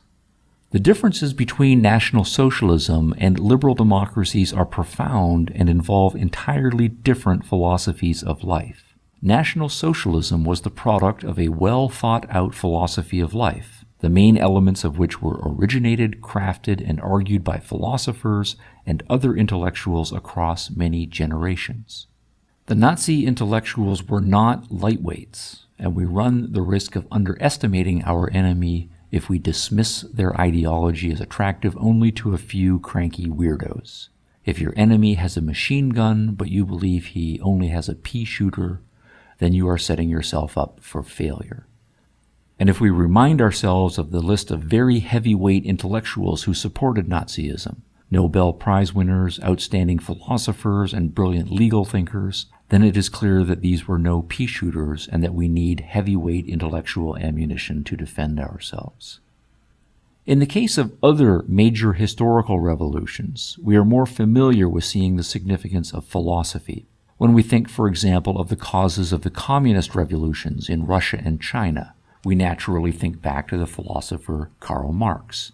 When we think of the causes of the French Revolution, we think back to Jean-Jacques Rousseau. When we think of the causes of the American Revolution, we naturally think back to the philosopher John Locke. The same holds for the causes of National Socialism, although since the Nazi regime went so horribly wrong, there is perhaps some reluctance to name names. Yet naming names is sometimes crucial if we are going to get to the historical heart of the matter. What philosophers can we cite in the case of the Nazis? Several names are candidates: George Hegel, Johann Fichte, even elements from Karl Marx. But in connection with the Nazis, perhaps the biggest and the most controversial name regularly mentioned is that of Friedrich Nietzsche. The Nazis often cited Nietzsche as one of their philosophical precursors, and even though Nietzsche died 33 years before the Nazis came to power, references to Nietzsche crop up regularly in Nazi writings and activities. In philosopher Heidegger's lectures, for example, quote, "Nietzsche was presented as the Nazi philosopher," unquote. In his study, Adolf Hitler had a bust of Friedrich Nietzsche. In 1935, Hitler attended and participated in the funeral of Nietzsche's sister, Elisabeth. In 1938, the Nazis built a monument to Nietzsche. In 1943, Hitler gave a set of Nietzsche's writings as a gift to fellow dictator Benito Mussolini. Hitler's propaganda minister, Joseph Goebbels, was also a great admirer of Friedrich Nietzsche. In his semi-autobiographical novel, Goebbels has the title character Michael die in a mining accident. Afterwards, 3 books are found among his belongings: the Bible, Goethe's Faust, and Nietzsche's Thus Spake Zarathustra. So, who was Friedrich Nietzsche? Nietzsche and the Nazis, Part 5, Nietzsche's Life and Influence. Section 21, who was Friedrich Nietzsche?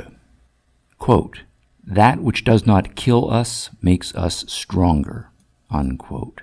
Quote, "Live dangerously," unquote. Friedrich Nietzsche was a 19th century German philosopher famous for his worship of human potential and for encouraging individuals to seek great heights and make real their creative dreams. He is also famous for his absolute loathing of all things small, cowardly, or mediocre. In his writings, we find a corresponding reverence for all things great, noble, heroic. He spoke directly and passionately to the best within each of us. Quote, "Do not throw away the hero in your soul," and "hold holy your highest hope," unquote. And for those of us who sense we have a creative spark that must be honored and nurtured, quote, "The noble soul has reverence for itself." One indication of the importance of Nietzsche is the pantheon of major 20th century intellectuals whom he influenced. He was an influence on Jean-Paul Sartre and Hermann Hesse, major writers, both of whom won Nobel Prizes. He was an influence on thinkers as diverse in their outlooks as Ayn Rand and Michel Foucault. Rand's politics are classically liberal or broadly libertarian, while Foucault's are far left, including a stint as a member of the French Communist Party. There is the striking fact that Nietzsche was an atheist, but he was an influence on Martin Buber, one of the most widely read theologians of the 20th century. And Nietzsche said harsh things about the Jews, as we shall see, but he was nonetheless admired by Chaim Weizmann, a leader of the Zionist movement and first president of Israel. So what is the attraction of Nietzsche? There is the exciting, sometimes scorching prose. Nietzsche was a stylist par excellence. There is his romanticism of life as a great, daring adventure. And of importance to serious intellectuals, there is the fundamentality and sheer audacity of the questions he raises about the human condition. According to his teachers and professors, the young Friedrich Nietzsche showed extraordinary intellectual promise. He was appointed professor at University of Basel in Switzerland at the age of 24, which is unusually young for a professor. Even more unusually, he was appointed before finishing his doctoral degree, which was almost unheard of. As brilliant as Nietzsche was, he was not suited for academic life. By most accounts, he was a terrible lecturer, and he suffered from chronic health problems, which contributed to a general nervous collapse in 1870. From the late 1870s, he wandered mostly alone and lonely over Europe, surveying the cultural landscape. And when we take stock of the world in the late 19th century, what do we learn? Section 22, God is dead. God is dead. For thousands of years we have believed in religion, but in the modern world, religion has become a shadow of its former self. Nietzsche's dramatic phrase, "God is dead," is meant to capture the personal and shocking quality of this revelation. For those of us raised religiously, religion personalized the world. It gave us a sense that the world had a purpose and that we are part of a larger plan. It gave us comfort that despite appearances, we are all equal and cared for, and that upon death, instead of a cold grave, a happily ever after ending awaits us.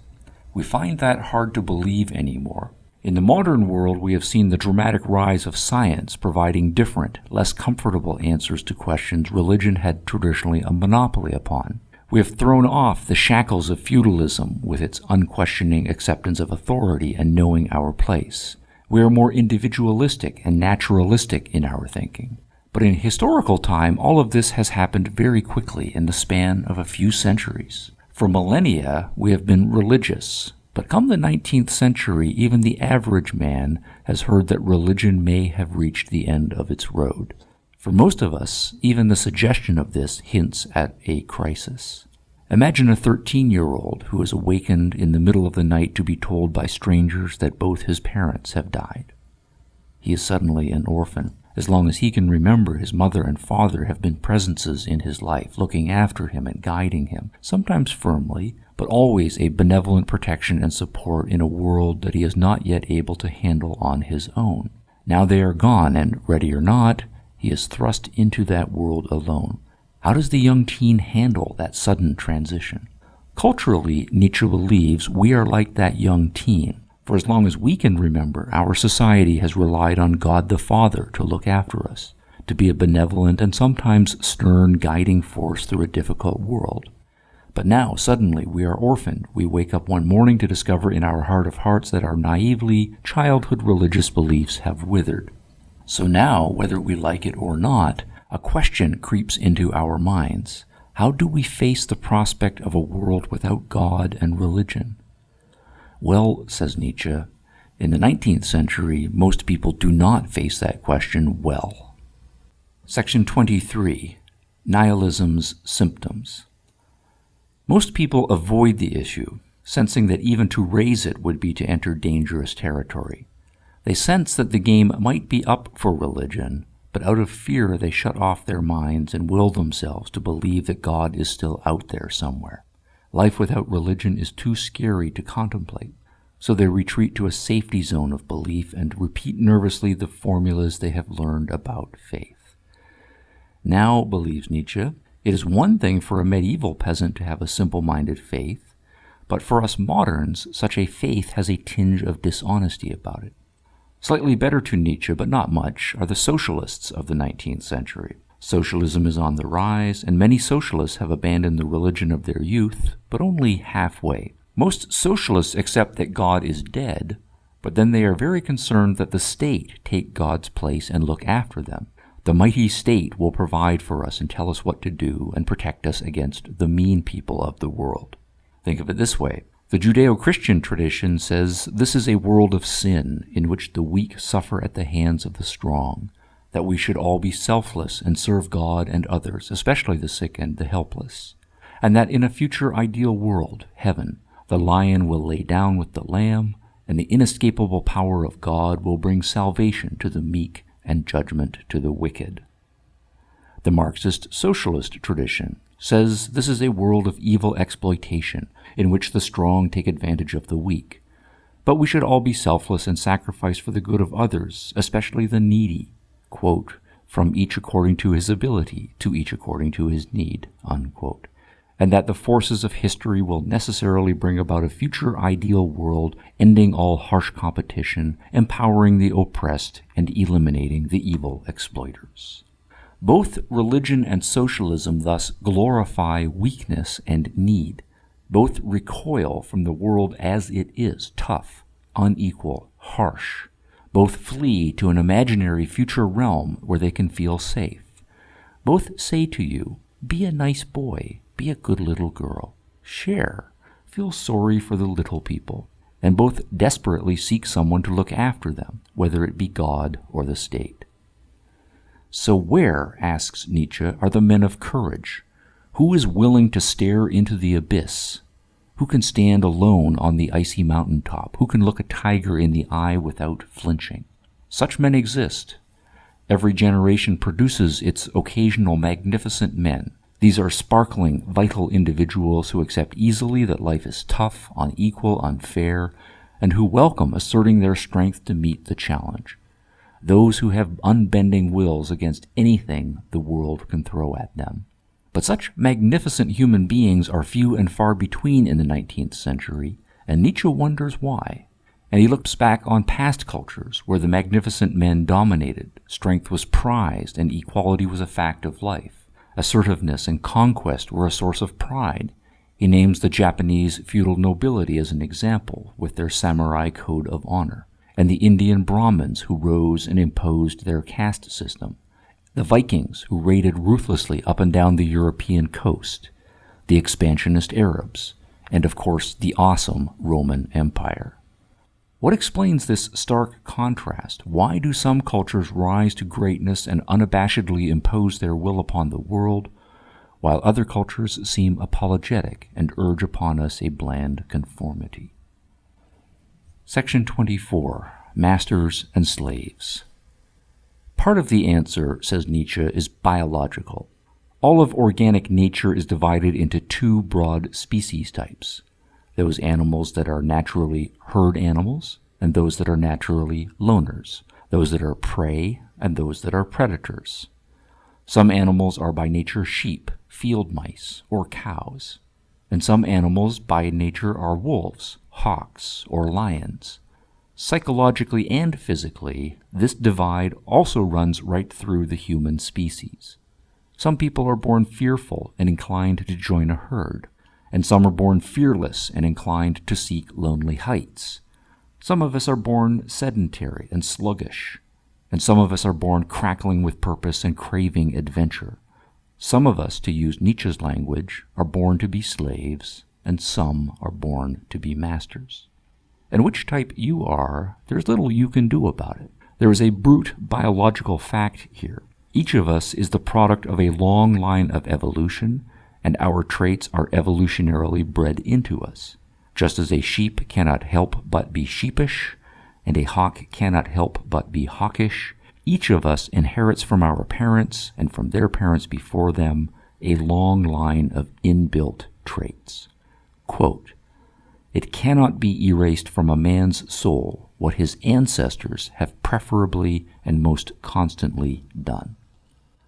The master types live by strength, creativity, independence, assertiveness, and related traits. They respect power, courage, boldness, risk-taking, even recklessness. It is natural for them to follow their own path no matter what, to rebel against social pressure and conformity.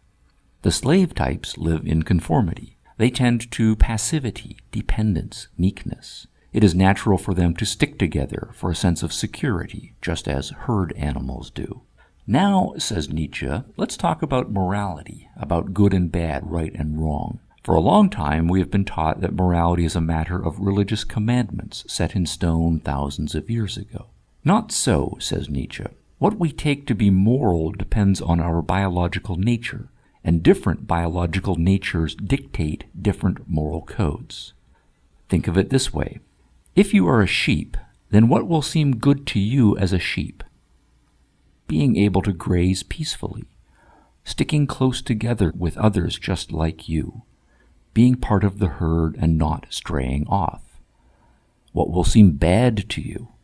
Well, wolves will seem bad, and anything wolf-like, predatory, aggressive. But what if you are a wolf? Then strength, viciousness, and contempt for the sheep will come naturally to you and seem good. There's nothing the wolves and the sheep can agree upon morally. Their natures are different, as are their needs and goals, as is what feels good to them. Of course, it would be good for the sheep if they could convince the wolves to be more sheep-like, but what self-respecting wolf would fall for that? Quote, "That lambs dislike great birds of prey does not seem strange. Only it gives no grounds for reproaching these birds of prey for bearing off little lambs. And if the lambs say among themselves, 'These birds of prey are evil,' and whoever is least like a bird of prey, but rather its opposite, a lamb, would he not be good? There is no reason to find fault with this institution of an ideal, except perhaps that the birds of prey might view it a little ironically and say, 'We don't dislike them at all, these good little lambs. We even love them. Nothing is more tasty than a tender lamb.'" Unquote. The same point holds for humans. The divide between strong and weak, assertive and timid runs right through the human species. The key question to ask about morality is not, is such and such a value universally and intrinsically good? Rather, the question is, what kind of person finds this value to be valuable? In Nietzsche's words, one's moral code is a, quote, "decisive witness to who he is, to the, quote, innermost drives of his nature," unquote. Moral judgments, Nietzsche says, are, quote, "symptoms and sign languages which betray the process of physiological prosperity or failure," unquote. So, One's moral code is a function of one's psychological makeup, and one's psychological makeup is a function of one's biological makeup. The biological language and examples of those quotations show that biology is crucial to Nietzsche's views on morality. Nietzsche was a precocious 15 years old when Charles Darwin's book On the Origin of Species was published in 1859. Evolutionary ideas had been in the air for a long time before Darwin, and much of the intellectual world was moving away from thinking of reality in terms of timeless, unchanging absolutes to viewing it in terms of process and change. All of this applies to morality, too. Moral codes, Nietzsche is suggesting, are part of a biological type's life strategy of survival. And the more you look at the history of morality evolutionarily and biologically, the more you are struck by the diversity of circumstances and how beliefs about values have changed dramatically across time. This is precisely our key problem, culturally, Nietzsche argues. The evidence shows that we used to prize excellence and power and to look down upon the humble and the lowly. Now the meek, the common man, the kindly neighbor are the good guys, while the aggressive, the powerful, the strong, the proud are evil. Think of it this way. Suppose I gave you the following list of traits and urged them upon you positively. It is good to be proud of yourself, to have a healthy sense of self-esteem. Wealth is good, for it gives you the power to live as you wish. Be ambitious and bold, and seek your highest dream. Don't take any nonsense from other people. Make it clear that you will take vengeance and exact justice against those who mess with you. Seek to improve your life and only devote yourself to things that will profit you. Don't waste your time or resources. Seek great challenges, great pleasures, including sensual pleasures of the body, and go your own independent way in life, embracing whatever risks you must to develop a full and realized sense of yourself as an individual. And when you accomplish something great, admire yourself for what you have done and indulge yourself in the rewards that greatness deserves. Pride, self-esteem, wealth, ambition, boldness, vengeance, justice, profit, challenge, pleasure, sensuality, independence, risk, individualism, admiration of self, indulgence. Now consider the elements of that list together as a package. Does that list resonate with you? Do you feel in your bones that if more people lived this way, they would live more active, fuller lives, and that they and the human species would realize its highest potential? Now consider a different list of traits, and let me urge them upon you positively, too. One should be humble, for pride goeth before the fall. The meek shall inherit the earth, and blessed are the poor. As for wealth and the rich, it shall be easier for a camel to pass through the eye of a needle than for a rich man to get into heaven.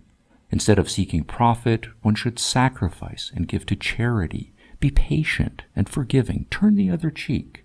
Be aware of one's weaknesses and sins, and be ashamed and self-deprecating as a result. Practice self-restraint, particularly with respect to your lower, impure, and often disgusting physical desires. Play it safe. Think of other people's needs, and don't rock the boat. And realize that we're all dependent upon each other. Obey your parents and your preacher and the politicians. Does that description resonate with you? Do you feel that if more people lived that way, they would live better lives and that they and the human species would realize its highest potential? A table, master traits contrasted to slave traits. Masters, proud, self-esteem, slaves, humility, pride goeth before the fall. Master, bold, slaves, the meek shall inherit the earth. Masters, rich, slaves, blessed are the poor. Masters, wealth, slaves, it shall be easier for a camel to pass through the eye of the needle. Masters, profit, slaves, sacrifice, charity. Master, ambition, slave, patience. Master, vengeance, slave, forgiveness. Master, justice, slave, turn the other cheek. Master, sense of self-worth. Slave, weakness, sinfulness. Master, admiration of self. Slave, shame. Master, indulgence. Slave, self-restraint. Master, sensuality. Slave, disgust at the physical. Master, challenge. Slave, safety.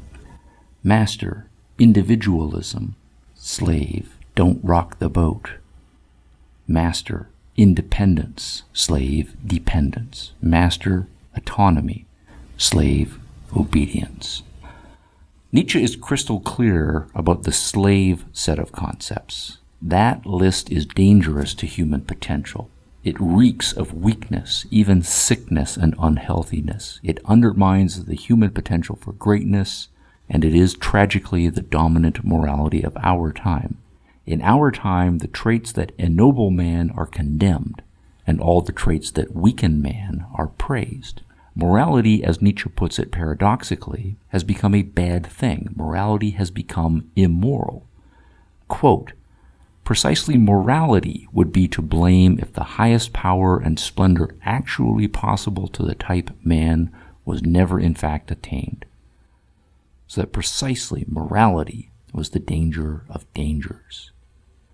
Accordingly, Nietzsche concludes, quote, we need a critique of moral values. The value of these values themselves must first be called in question.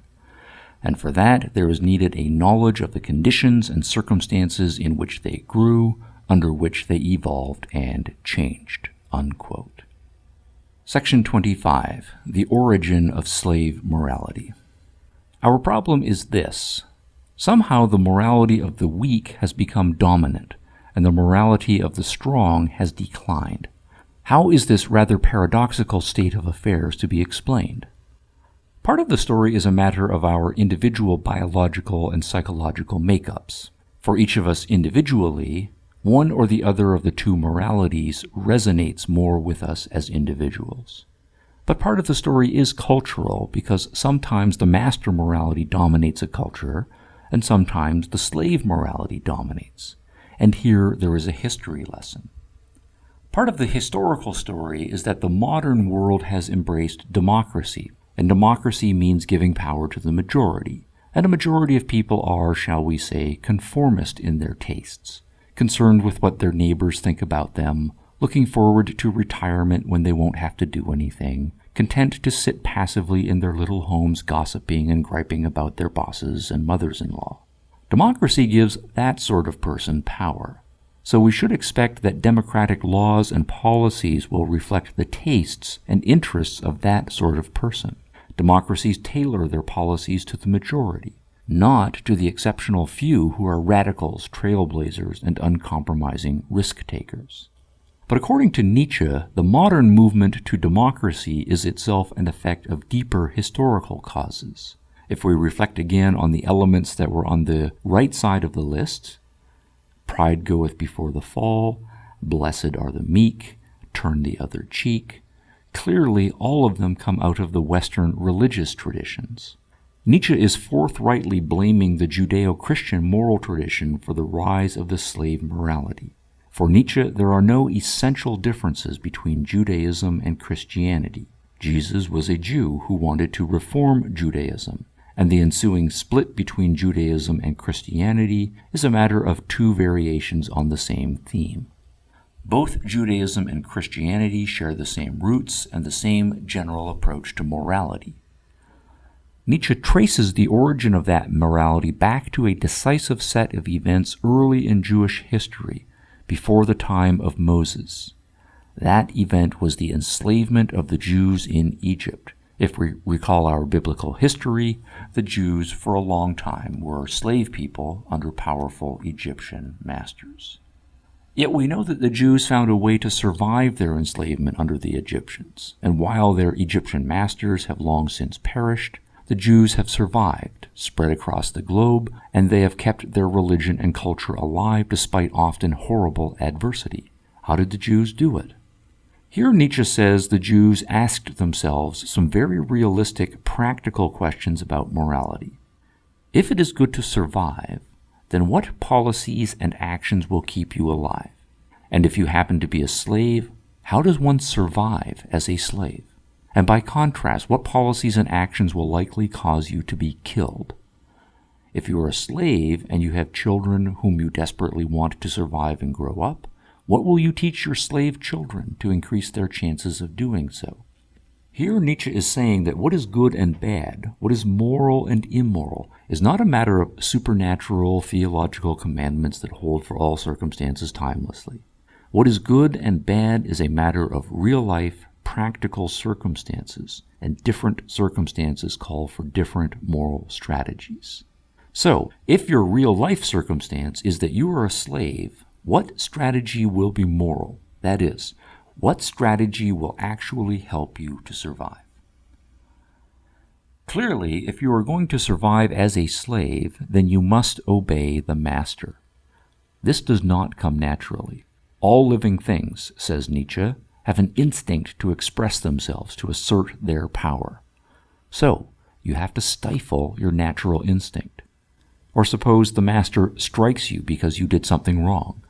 The desire for revenge comes naturally, but you have to stifle it. You train yourself to restrain your natural impulses and to internalize a humble, patient, obedient self. The slaves who don't do this end up dead. Slaves who are proud, impatient, and disobedient do not last long. So slave virtues of obedience and humility have survival value. And those are the traits you will drill into your children if you want them to survive. Slave virtues thus become cultural values across generations. Thus, Nietzsche argues, during this decisive event in early Jewish history, the slave values became the internalized cultural values of the Jews. Notice that Nietzsche is saying that obedience, humility, forgiveness, and patience are moral not because some supernatural being commanded them to be so. Fundamentally, morality has nothing to do with religion. The goodness of those traits is based on down-to-earth, nitty-gritty, practical, how-do-you-survive in a tough world of power struggles considerations. If you are a slave in such a world, then slave morality is a tool of survival. Now, of course, time passes, and many people forget where their culture's moral code came from, or they are passive and don't think much about it at all and simply accept the prevailing norms. And even among the slaves, many people are sheep-like and do not especially mind being slaves. But others resent it, and here the story Nietzsche tells us becomes darker. Some of those Jews who are slaves under the Egyptians and later masters are living human beings with a human being's desire to live, grow, express who one is. But they cannot express it. To live as a slave is to be frustrated constantly, and the more one is energetic and alive, the greater one's frustration. Such slaves will naturally start to resent the master strongly. And they will also start to hate themselves for having to do what the master says. How do you feel when the boss tells you to do something you don't want to do? Do you tell the boss to take this job and shove it? Or do you knuckle under silently and do what he says all the while resenting it? And if you knuckle under often enough and resent long enough, what does that do to your soul? The pressure builds up. Not only do you start to hate the master, you start to hate yourself for being such a weakling and knuckling under. And that in turn causes unbearable pressure inside psychologically. And that is when psychologically ugly things start to happen. Nietzsche puts the point this way, quote, "The outward discharge was inhibited and turned backward against man himself. Hostility, cruel, joy in persecuting, in attacking, in change, in destruction, all this turned against the possessors of such instincts. That is the origin of the bad conscience," unquote. So if you are one of those who has this bad conscience, how do you console yourself? How do you not descend into self-destructive rage? How do you channel all that pent-up energy and frustration in a safe direction that nonetheless lets you feel good about yourself? You cannot take real revenge against the masters, But what about fantasy revenge? Here Nietzsche asks us to think about priests, those who are not the usual sheep-like followers of a religion, but rather those who are cleverer, who are more driven and ambitious, and who feel more acutely the internal battle between the natural animal drive for power and the demands of a morality that has taught them to be selfless and humble. Inside such priests, Nietzsche says, we find the most interesting and disturbing psychological phenomena. Nietzsche puts the point harshly, quote, "It is because of their impotence that in them hatred grows to monstrous and uncanny proportions. The truly great haters in world history have always been priests," unquote. What are the priests of the Judeo-Christian tradition constantly talking about in their sermons? Isn't it one big revenge fantasy? They tell their flocks that it is good to be humble, meek, and obedient. But to whom is one to be obedient? Well, to God, of course. But God is not often around. So being obedient to God in practical terms means being obedient to God's representatives here on earth. And guess who those people are? Of course, it is the priests. So this is part of a strategy. Form a power base of large numbers of people who are your obedient followers. You might not have quality people on your side, but sometimes large quantities of people can be a powerful weapon. Another part of the sermon is to condemn those who are rich, powerful, and assertive, to demand of them that they give away their money, put their power in the service of the weak and the sick, and be like the lion that is supposed to lie down with the lamb and not eat it for lunch. What is the point of all these sermons against the rich and the powerful? Of course, part of it is a consolation for those in your audience who are weak and poor. It plays upon their envy of the rich and powerful and gives them the satisfaction of hearing the rich and the powerful getting a tongue lashing. But the sermon is also meant as a direct weapon against the rich and the powerful, and is meant to induce in them a sense of guilt and self-doubt about who they are and how they live. The moral sermons are psychological weapons in the battle of the weak against the strong. And the weak use psychological weapons since physical weapons are not their forte.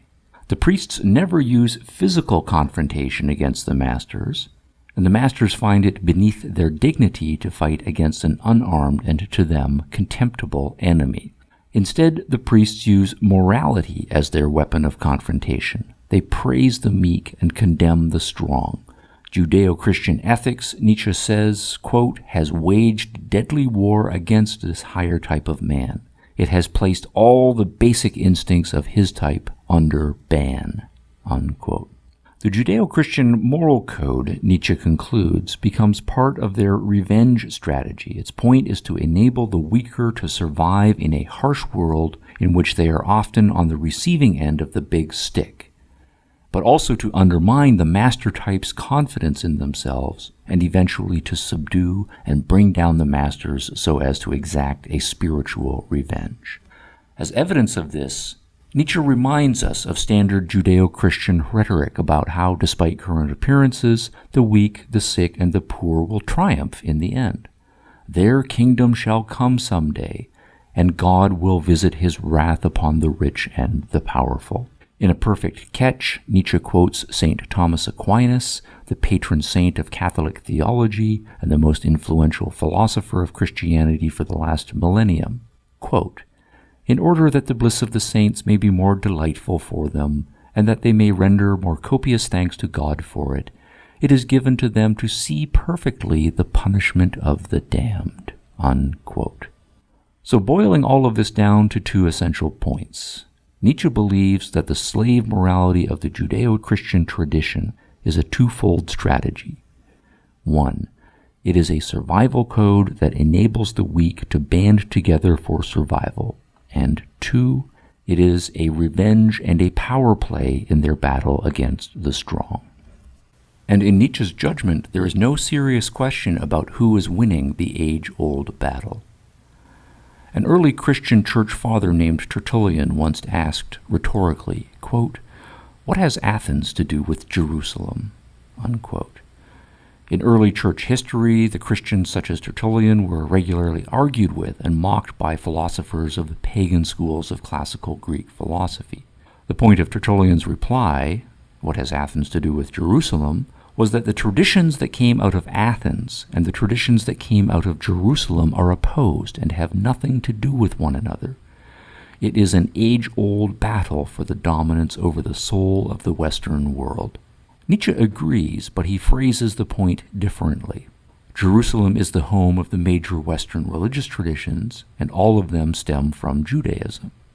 But instead of Athens, Nietzsche points to classical Rome as the greatest height the pagan traditions achieved. In Rome, the philosophy and art of the Greeks was combined with the political and military genius of the Romans to create the greatest empire the world had ever seen. So in Nietzsche's reading of history, the great battle for the soul of the Western world is Rome versus Judea. And as evidence of whether Rome or Judea is winning, he invites us to consider to whom one kneels down before in Rome today.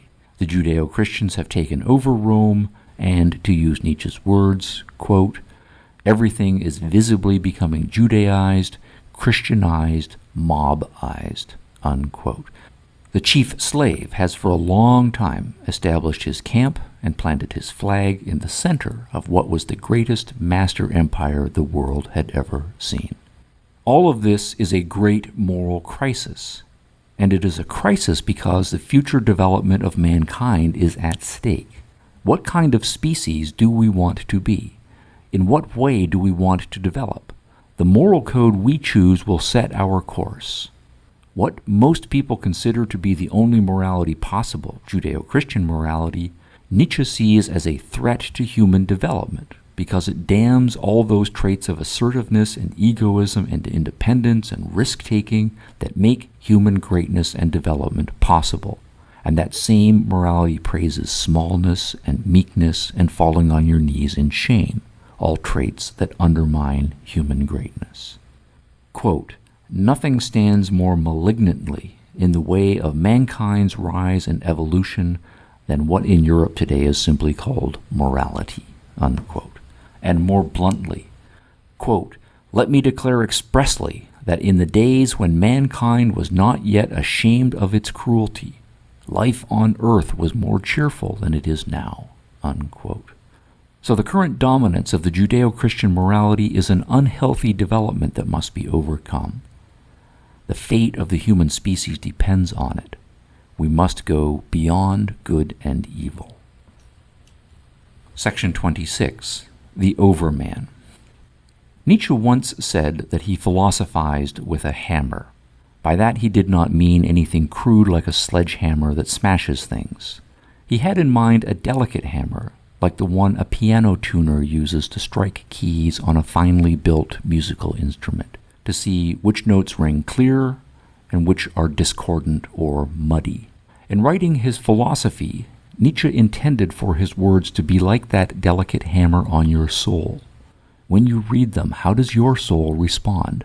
Does it vibrate clearly, or does it wobble uncertainly? When you hear that God is dead, do those words cause you to shrink inside and fill with a squishy panic? Or do they strike a clear, pure, liberating note that heralds the beginnings of the tremendous symphony that you can become? God is dead, so we must become gods and create our own values. Yet most people are afraid of legislating for themselves. They know there is inequality and risk out there in the big bad world, so they want to let some higher power shoulder the responsibility. But, Nietzsche says, for some precious few among us, the realization that God is dead galvanizes every fiber of their being. They respond by feeling both passionately and solemnly, I will become the author. I will create. I will embrace the responsibility joyously. I will move beyond good and evil and create a new, magnificent set of values. Such an individual will raise mankind to a higher level of existence. He will be the Übermensch, the Superman or Overman. The entire history of mankind, Nietzsche believes, will have prepared the Übermensch for his great creative adventure. In himself, he will embody the best of the past. The physical vitality and exuberance of the past master types will flow through his veins. But Nietzsche also credits the Judeo-Christian tradition for its internalized spiritual development. By turning all of its energy inward and stressing ruthless self-discipline and self-denial, that tradition has been a vehicle for the development of a stronger, more capable type of spirit.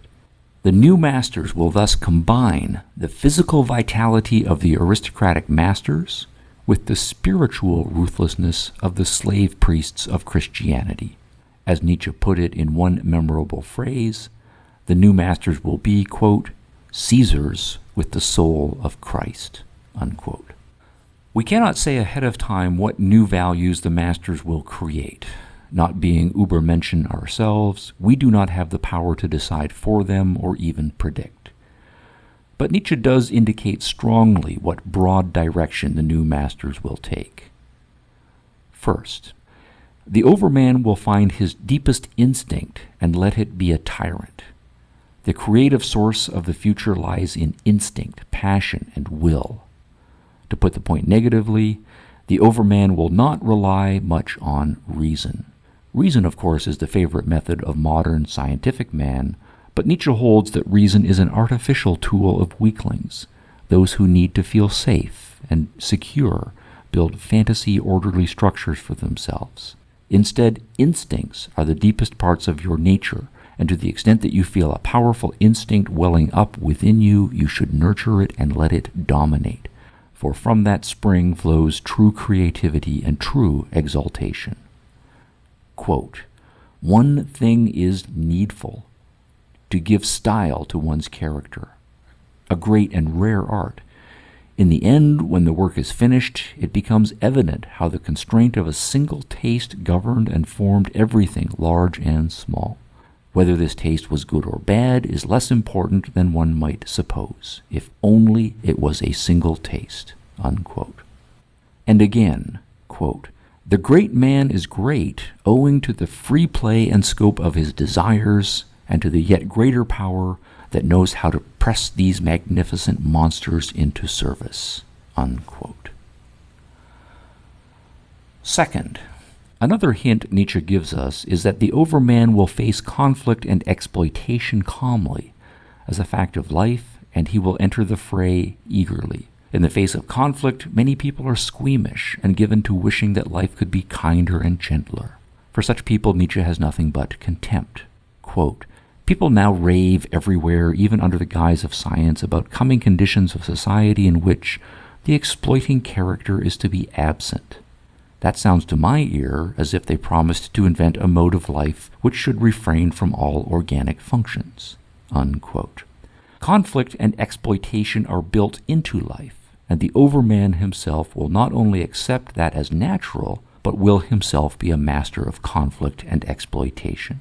As Nietzsche puts it, quote, we think that everything terrible, evil, tyrannical in man, everything in him that is kin to beasts of prey and serpents, serves the enhancement of the species man as much as its opposite does, unquote. And further, quote, a higher and more fundamental value for life might have to be ascribed to deception, selfishness, and lust, unquote. Third, another suggestion Nietzsche gives us is this. The overman will naturally accept the fact of great inequalities among men and the fact of his own superiority. The overman will have no qualms about his superior abilities and his superior worth to all others.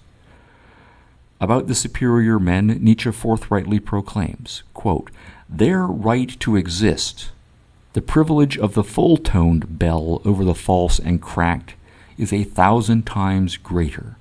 They alone are our warranty for the future. They alone are liable for the future of man.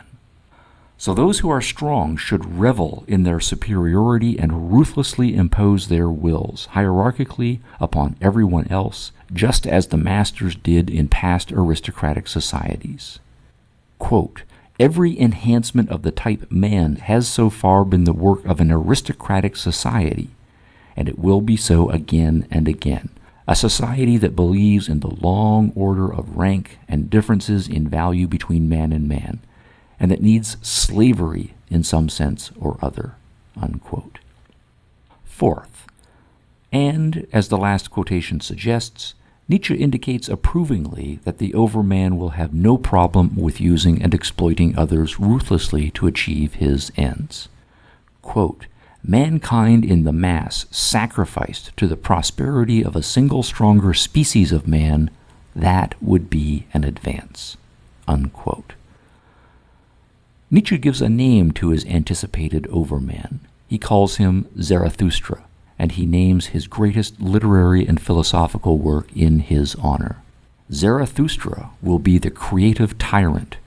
Having mastered himself and others, he will exuberantly and energetically command and realize a magnificent new reality. Zarathustra will lead mankind beyond themselves and into an open-ended future. Nietzsche longs for Zarathustra's coming, quote, but someday, in a stronger age than this decaying, self-doubting present, he must yet come to us, the redeeming man of great love and contempt, this man of the future who will redeem us, not only from the hitherto reigning ideal, but also from that which was bound to grow out of it, the great nausea, the will to nothingness, nihilism. This antichrist and anti-nihilist, this victor over God and nothing, he must come one day, unquote. And on that prophetic note, Friedrich Nietzsche stops and leaves the future in our hands. Nietzsche and the Nazis, Part 6, Nietzsche against the Nazis. Section 27, 5 Differences. Now we can ask the big payoff question. After surveying National Socialist theory and practice and engaging with Friedrich Nietzsche's philosophy, we can ask, how much do Nietzsche and the Nazis have in common? Or to put it another way, to what extent were the Nazis justified in seeing Nietzsche as a precursor of their movement? We know that Adolf Hitler, Joseph Goebbels, and most of the major intellectuals of National Socialism were admirers of Nietzsche's philosophy. They read him avidly during their formative years, recommended him to their peers, and incorporated themes and sayings from Nietzsche into their own writings, speeches, and policies. To what extent were they accurate and justified in doing so? In my judgment on this complicated question, a split decision is called for. In several very important respects, the Nazis were perfectly justified in seeing Nietzsche as a forerunner and as an intellectual ally. And in several important respects, Nietzsche would properly have been horrified at the misuse of his philosophy by the Nazis. Let us start with the key differences between Nietzsche and the Nazis. Here I want to focus on 5 important points. Section 28, on the blonde beast and racism. Take the phrase, the blonde beast. In recoiling from what he saw as a flaccid 19th century European culture, Nietzsche often called longingly for, quote, some pack of blonde beasts of prey, a conqueror and master race which, organized for war and with the ability to organize, unhesitatingly lays its terrible claws upon a populace, unquote. And he spoke of, quote, the deep and icy mistrust the German still arouses today whenever he gets into a position of power is an echo of that inextinguishable horror with which Europe observed for centuries that raging of the blonde Germanic beast, unquote. And again, inspirationally about what one finds, quote, at the bottom of all these noble races, the beast of prey, the splendid blonde beast, prowling about avidly in search of spoil and victory. This hidden core needs to erupt from time to time. The animal has to get out and go back to the wilderness. What are we to make of these regular positive mentions of the blonde beast? It is clear what the Nazis made of them, an endorsement by Nietzsche of the racial superiority of the German Aryan type.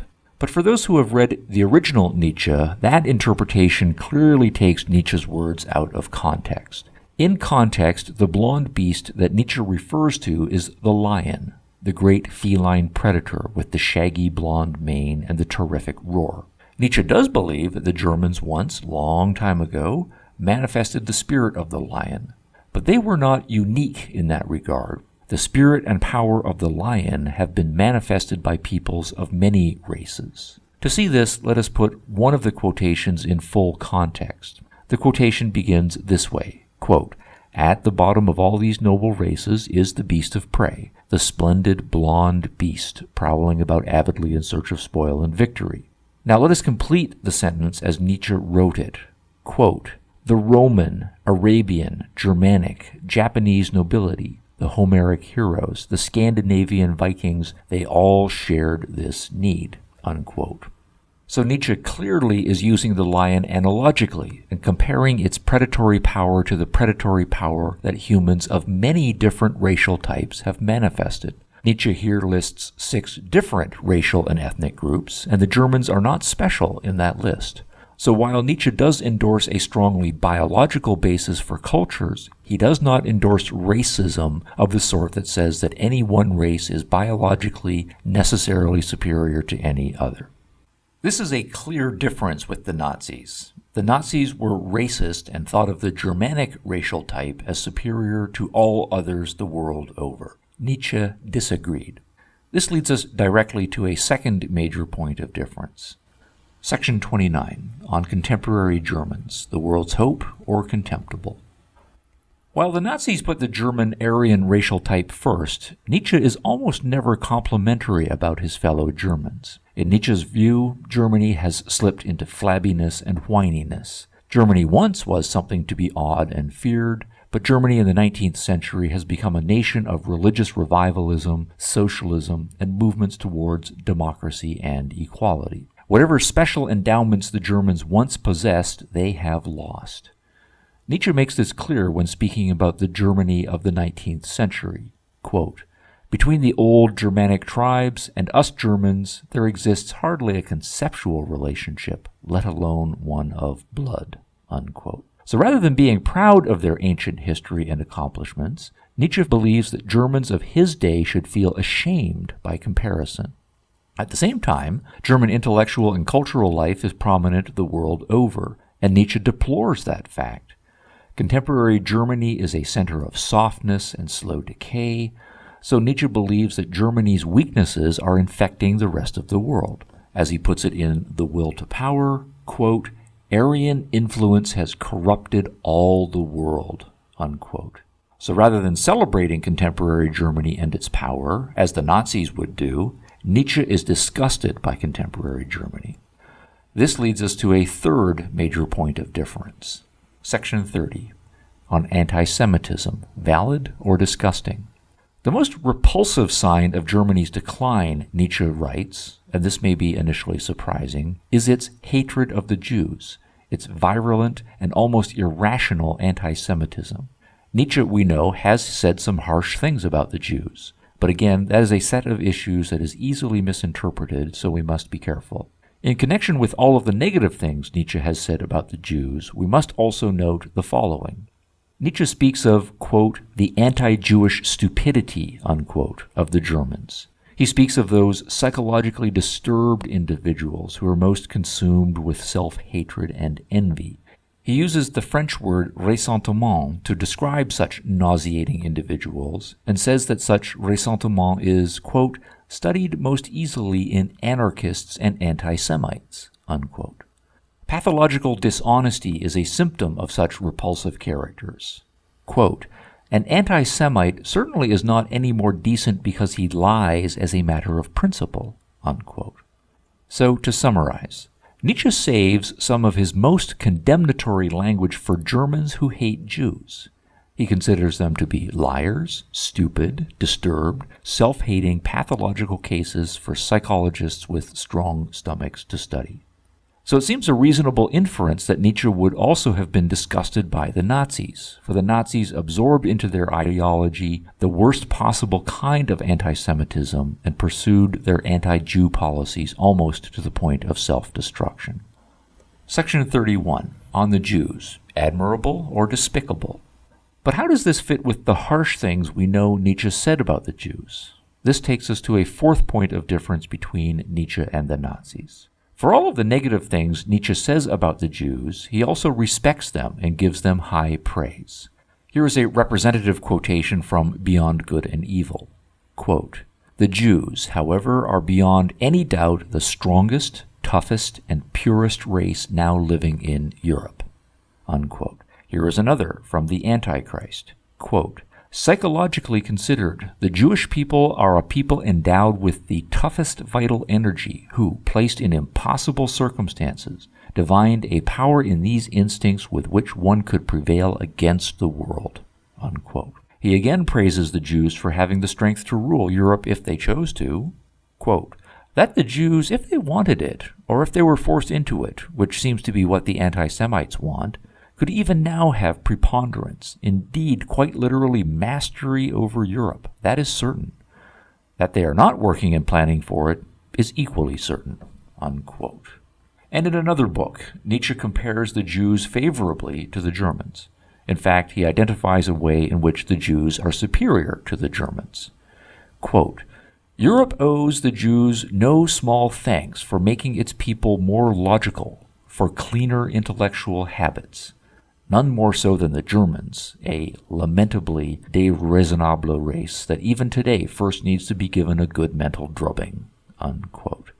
But how can all of this praise of the Jews fit with the rest of what he says about the Jews?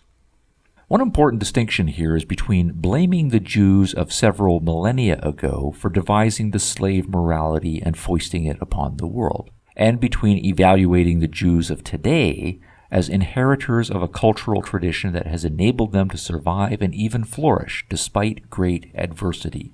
In the former case, Nietzsche assigns blame to the Jews and condemns them for subverting human greatness.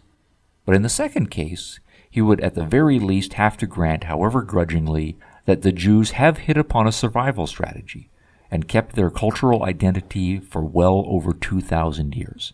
How many other cultures can make that claim? That list is very short, and for that the Jews deserve praise. Section 32.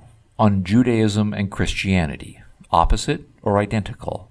One more key difference between Nietzsche and the Nazis is important, and that is their views on Christianity. Nietzsche consistently states that Judaism and Christianity are allies, both stemming from the same source, both advocating a religious ethic that puts the weak, the sick, and the humble first. As with Judaism, Christian morality is a slave morality. Christianity, he writes, is, quote, "a rebellion of everything that crawls on the ground against that which has height," unquote. The Christians, he writes, quote, "did not know how to love their God except by crucifying man," unquote. And for that great crime against humanity, Nietzsche says, quote, "I condemn Christianity. I raise against the Christian church the most terrible of all accusations that any accuser ever uttered. It is to me the highest of all conceivable corruptions," unquote. So Christianity does not escape Nietzsche's wrath, just as the slave morality of the Jews did not escape his wrath, and for the same reason. Christianity is an extension and purification of moral themes first developed within Judaism. In Nietzsche's own words, quote, "In Christianity, all of Judaism attains its ultimate mastery as the art of lying in a holy matter. The Christian, the ultima ratio of the lie, is the Jew once more, even 3 times more," unquote. This identification of Christianity with Judaism also separates Nietzsche from the Nazis, for the Nazis took great pains to distinguish the Jews and the Christians, condemning Judaism and embracing a generic type of Christianity. Early in the party's history, in its founding document, the 1920 program, point 24 states the following, quote, "The party as such stands for positive Christianity, without, however, allying itself to any particular denomination. It combats the Jewish materialistic spirit," unquote. The use of Christian themes and imagery was prominent in Nazi propaganda throughout the 1920s. In Joseph Goebbels' semi-autobiographical novel, the main character, Michael, is portrayed as a hybrid Christ figure and German martyr. And in a 1935 interview, Goebbels was so concerned to separate Christianity from Judaism that he went so far as to deny that Jesus was a Jew. Adolf Hitler argued that the Jews and Christians were fundamentally opposed religions, and himself sounded Christian moral themes explicitly in public pronouncements such as this one. Quote, "When I came to Berlin a few weeks ago, the luxury, the perversion, the iniquity, the wanton display, and the Jewish materialism disgusted me so thoroughly that I was almost beside myself. I nearly imagined myself to be Jesus Christ when he came to his Father's temple and found it taken by the money changers. I can well imagine how he felt when he seized a whip and scourged them out." Unquote. Section 33. Summary of the 5 differences. We have 5 significant partings of the way between Nietzsche and the Nazis. 1. The Nazis believed the German Aryan to be racially superior, while Nietzsche believes that the superior types can be manifested in any racial type. 2. The Nazis believe contemporary German culture to be the highest and the best hope for the world, while Nietzsche holds contemporary German culture to be degenerate and to be infecting the rest of the world. 3. The Nazis are enthusiastically anti-Semitic, while Nietzsche sees anti-Semitism to be a moral sickness. 4. The Nazis hate all things Jewish, while Nietzsche praises the Jews for their toughness, their intelligence, and their sheer survival ability. 5. And finally, the Nazis see Christianity to be radically different and much superior to Judaism, while Nietzsche believes Judaism and Christianity to be essentially the same, with Christianity being, in fact, a worse and more dangerous variation of Judaism. Those 5 points identify important differences and lend support to those interpreters of Nietzsche who complain about simplistic identifications of Nietzsche as a proto-Nazi philosopher. But there are equally important ways in which the Nazis were right on target in seeing Nietzsche as an intellectual ally. End of Part 6. Nietzsche and the Nazis, Part 7, Nietzsche as Proto-Nazi. Section 34, Anti-Individualism and Collectivism. We know that the National Socialists were thoroughly collectivistic and strongly anti-individualistic. For them, the relevant groups were the Germanic Aryans and all the others. Individuals were defined by their group identity, and individuals were seen only as vehicles through which the groups achieved their interests. The Nazis rejected the Western liberal idea that individuals are ends in themselves. To the Nazis, individuals were merely servants of the groups to which they belong. The anti-individualism of the Nazis was most blatant in their treatment of Jews. They did not see Jews as individuals with moral significance and rights. Rather, they saw members of a group they wished to destroy. This meant, as a matter of policy, that the Nazis were uncaring about the lives of individuals and were willing to kill as many individuals as was necessary to achieve their group's advantage. Even within their own group, the Nazis did not see Aryan Germans as fundamentally individuals. They saw them as members of the Volk, the Germanic people, the group to which they owed service, obedience, and even their lives. Nietzsche has a reputation for being an individualist. There certainly are individualist elements in Nietzsche's philosophy, but in my judgment, his reputation for individualism is often much overstated. When we speak of philosophies as being individualist or collectivist, 3 key points are at issue. First, we ask, do individuals shape their own identities, or are their identities created by forces beyond their control? For example, do individuals have the capacity to decide their own beliefs and form their own characters? Or are individuals molded and shaped primarily by their biological inheritances or culturally by the groups they are born into and raised by? Second, we ask, are individuals ends in themselves with their own lives and purposes to pursue? Or do individuals exist for the sake of something beyond themselves to which they are expected to subordinate their interests? Third, we ask, do the decisive events in human life and history occur because individuals, generally exceptional individuals, make them happen, or are the decisive events of history a matter of collective action or larger forces at work? Let us take the first issue. whether individuals shape themselves significantly or whether they are the product of forces beyond their control. Only in an attenuated way does Nietzsche believe that individuals shape their own characters and destiny. To a great extent, he is a determinist, believing that individuals are a product of their biological heritage. As he puts it in Beyond Good and Evil, quote, "One cannot erase from the soul of a human being what his ancestors liked most to do and did most constantly," unquote. Any given individual's thoughts, feelings, and actions are an expression of an underlying set of traits that the individual inherited. Whether one is a sheep or a wolf is a matter of biology. One does not choose or shape oneself significantly. Whether one is a sheep or a wolf is a matter of biology. One does not choose or shape oneself significantly. So to that extent, it makes no sense to hold individuals responsible for who they are and what they become. What about the second issue? Does Nietzsche believe that individuals are ends in themselves, that they exist for their own sake? Emphatically not. Here I think many casual readings of Nietzsche get him dead wrong.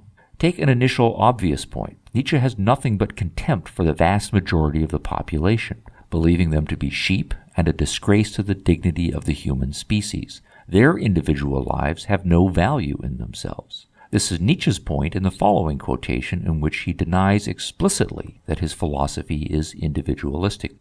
Quote, "My philosophy aims at ordering of rank, not at an individualistic morality," unquote.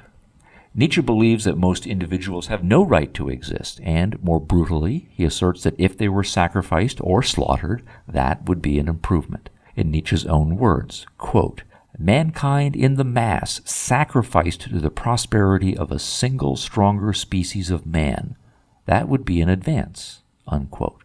And again, quote, "One must learn from war. One must learn to sacrifice many and to take one's cause seriously enough not to spare men," unquote.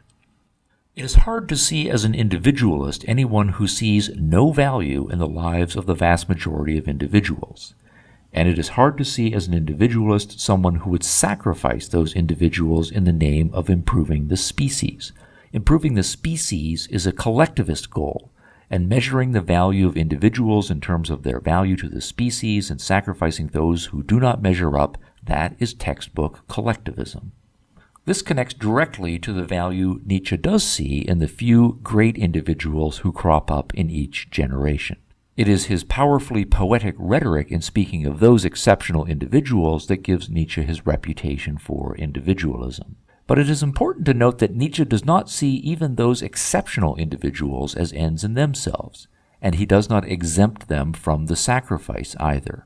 The point of becoming exceptional is not to advance one's own life, but to improve the human species. In fact, to get beyond the human species to a higher species type, the overman, as Nietzsche says repeatedly, quote, "Not mankind, but overman is the goal," unquote. Nietzsche's goal is a collectivist one, to bring about a new, future, higher species of man, overman. This is the significance of his exhortations about the Übermensch, the overman, the superman. So it seems that for Nietzsche, none of us, whether weak or strong, exists for our own sakes. In contrast to the individualists who believe that individuals' lives are their own to find and create value within, Nietzsche's belief is that our lives have value only to the extent that we fulfill a goal beyond our lives, the creation of a stronger species. And on that general collectivist end, Nietzsche has an important point in common with the Nazis. There is also the third sub-issue of individualism, whether the decisive events in human history and life occur because individuals, generally exceptional individuals, make them happen, or whether individuals are pawns of greater historical forces. Here, the Nazis' theory and practice were a combination of both. They believed in and utilized mass movement politics, seeing their political movement as the vehicle through which a powerful cultural force, the German folk, was asserting its historical destiny. At the same time, the Nazis held that those powerful historical forces singled out some special individuals to perform special tasks, and that destiny spoke through those special individuals. This, at any rate, was Hitler's firm belief when he made statements such as the following, quote, I carry out the commands that Providence has laid upon me, unquote.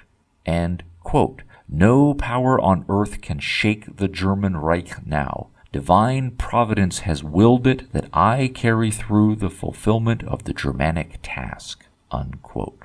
In invoking divine providence, Hitler is drawing upon a long philosophical tradition that goes back most famously to the German philosopher George Hegel, with his world historical individuals. Those individuals such as Julius Caesar and Napoleon Bonaparte who, in Hegel's view, were vehicles through which the spiritual forces of history operated. That tradition goes back even further in religious interpretations of history. Think, for example, of religious prophets. Prophets are special individuals within a religious tradition. The prophet, though, is not special as an individual. He is not an individual who has acquired his powers through his own efforts and who has created a new and unique vision on his own. Rather, the prophet is special only because God has chosen him and because God is speaking through him. The prophet is totally a tool of God. His power comes from God, and he is a mouthpiece through which God speaks his message. He is a localized vehicle through which the real force, namely God, works. Now let us return to Nietzsche. Nietzsche is an atheist, yet he offers a secular version of the same theory. Nietzsche's power force is not religious or spiritual force, but a biological one. His great men, prophets like the Zarathustras who may be among us and those who are to come, are special individuals in whom powerful evolutionary forces have converged to create something remarkable. And those powerful evolutionary forces are working through those Zarathustras to achieve something even more remarkable, the Overman. Such exceptional individuals do not develop and use power. Power develops and uses those individuals. Individuals are only the tools, the vehicles. This is what Nietzsche is getting at when he says that every, quote, living creature values many things higher than life itself. Yet out of this evaluation itself speaks the will to power, unquote. Note what Nietzsche is saying the real causal power is. The will to power works through those individuals. It is not that those individuals develop and use power. There is legitimate controversy among scholars over this interpretation of Nietzsche, but to the extent that this interpretation is true, it does undermine Nietzsche's reputation as an individualist, and it strengthens the claim the Nazis have on him as a philosophical forerunner. Section 35. Conflict of Groups. A second major point of agreement between Nietzsche and the Nazis is their view of conflict. For both, conflict is the fundamental human reality.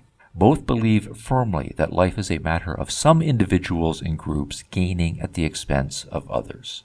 The Nazis were clear about this in theory and practice. They did not believe it possible for Aryans and Jews to live in harmony, nor did the Nazis believe that Germany could live in harmony with the liberal capitalist nations of the West. In the liberal capitalist nations, by contrast, many economists and politicians had come to believe that conflict and war may become a thing of the past. The productive power of the Industrial Revolution was creating great wealth and surpluses, and those surpluses were leading to increased trade between nations that was mutually beneficial. Trade was a powerful harmonizing force, leading nations to want to do business with each other rather than make war. The Nazis rejected that view and argued that recent economic history was a matter of the Jews and the capitalists advancing their interests at the expense of Germany's. Nietzsche shares wholly with the Nazis the general point about zero-sum conflict. In his words, quote, the well-being of the majority and the well-being of the few are opposite viewpoints of value, unquote. But even more strongly, he believes that this conflict is not merely a matter of historical and cultural accident, but is built into the requirements of life. Quote, here one must think profoundly to the very basis and resist all sentimental weakness. Life itself is essentially appropriation, injury, conquest of the strange and weak, suppression, severity, obtrusion of peculiar forms, incorporation, and at the least, putting it mildest, exploitation.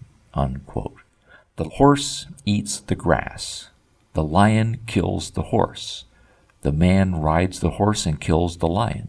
Life is an ongoing struggle between strong and weak, predator and prey. Cooperation and trade are possible, but they are superficial interludes between more fundamental animal facts about life. As Nietzsche puts it again, quote, life always lives at the expense of other life. He who does not grasp this has not taken even the first step toward honesty with himself, unquote. On this key point, Nietzsche and the Nazis agree. Given that the conflict is inescapable, the next question is, how will the conflicts be resolved? Section 36.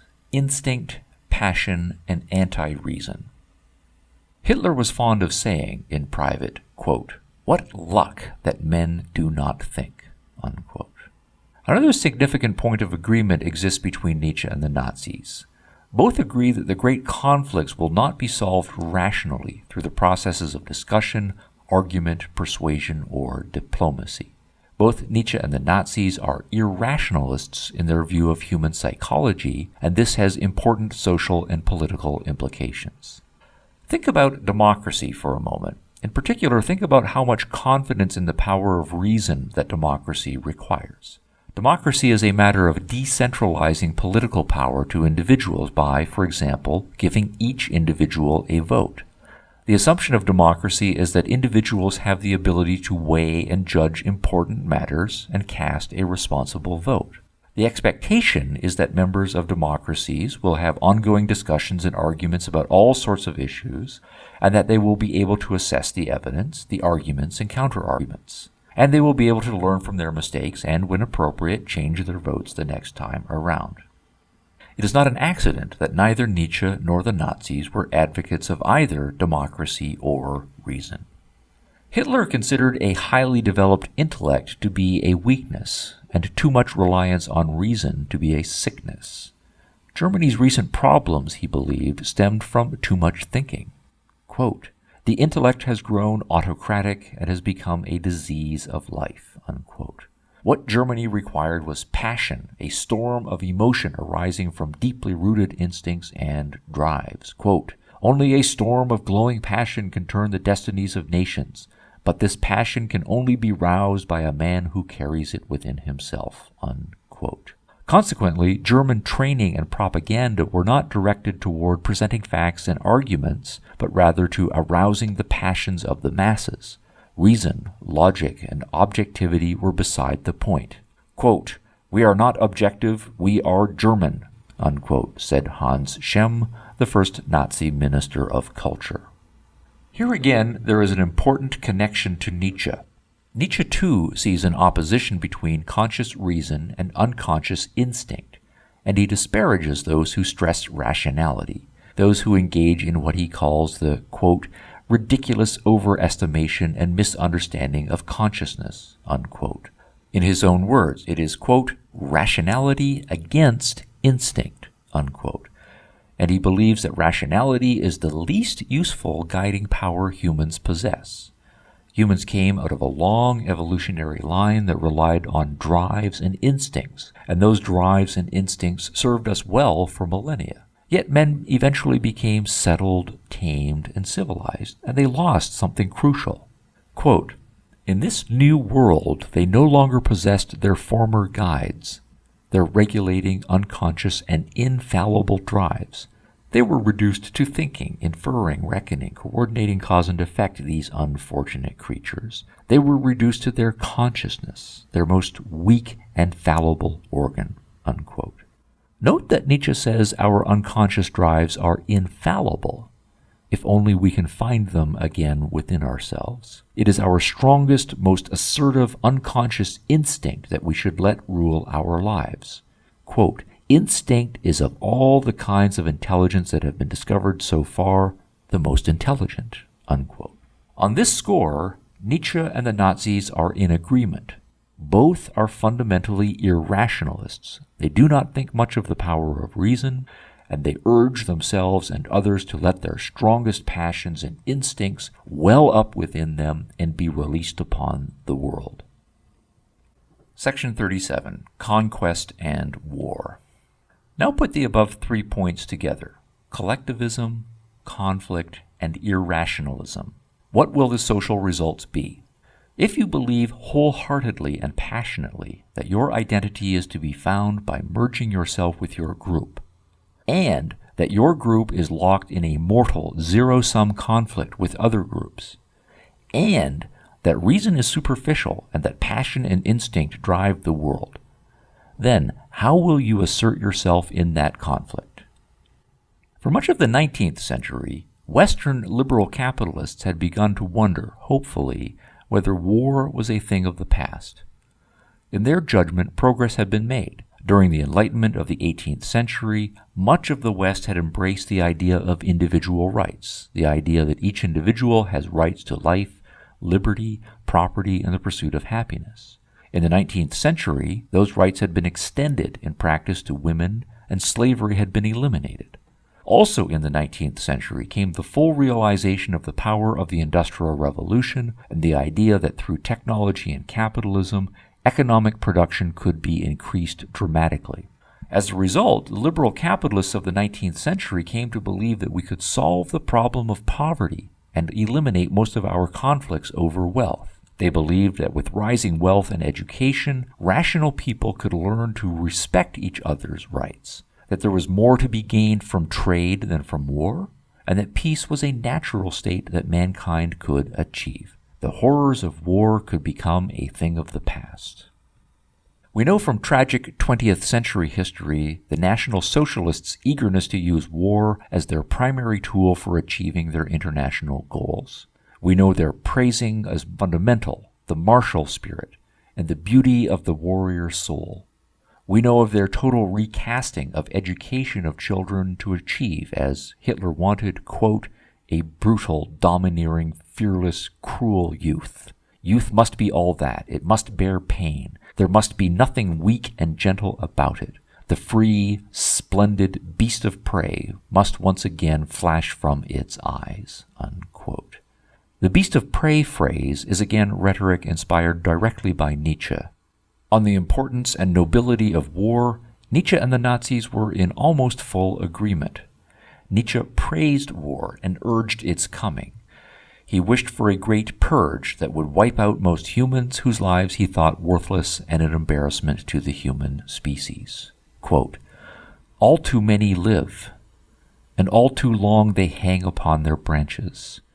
Would that a storm come to shake all this worm-eaten rot from the tree, unquote. But he also longed for war as a means to inspire those humans who have potential to advance us to the overman. To that end, Nietzsche believed that war is absolutely indispensable. Quote, war essential. It is vain rhapsodizing and sentimentality to continue to expect much, even more to expect a very great deal from mankind once it has learned not to wage war. For the time being, we know of no other means to imbue exhausted people as strongly and as surely as every great war does, with that raw energy of the battleground, that deep impersonal hatred, that murderous cold-bloodedness with a good conscience, that communal, organized ardor in destroying the enemy, that proud indifference to great losses, to one's own existence and to that of one's friends, that muted, earthquake-like convulsion of the soul, unquote. And against those who believe that we have entered into a more peaceful era and that perhaps war is no longer necessary, Nietzsche reminds us in an especially chilling quotation, quote, the beginnings of everything great on earth are soaked in blood thoroughly and for a long time, unquote. On this score, the Nazis were thoroughly Nietzschean. Rather than pushing for a recognition of the mutuality of human interests, as Western liberal capitalists had been doing for much of the 19th century, and rather than seeking reasonable and peaceful diplomatic solutions to the normal collisions of international politics, the Nazis committed fundamentally to war as their primary means of self-regeneration and dominance over the rest of the world. Section 38. Authoritarianism. A fifth and final set of themes link Nietzsche with the Nazis. Both were anti-democratic, anti-capitalistic, and anti-liberal. The Nazis were not friends of democracy, but they were extremely effective players of democracy. They announced from the beginning in their 1920 founding party program their authoritarian principles. Nonetheless, finding themselves in the democratic system that was the Weimar Republic, they played mostly by the rules and out-democracied the other political parties. They used democracy to achieve anti-democratic ends. Nietzsche's political views are less developed and more ambiguous, but it is clear that he favors some sort of aristocracy.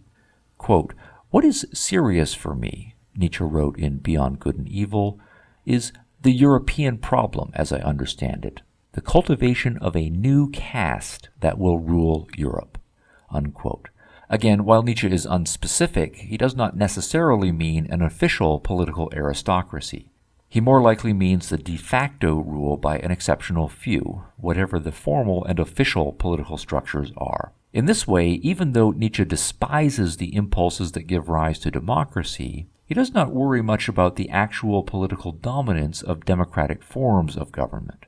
Those forms of government, he believes, will simply become instruments through which the exceptional individuals, most likely from behind the scenes, will achieve their goals.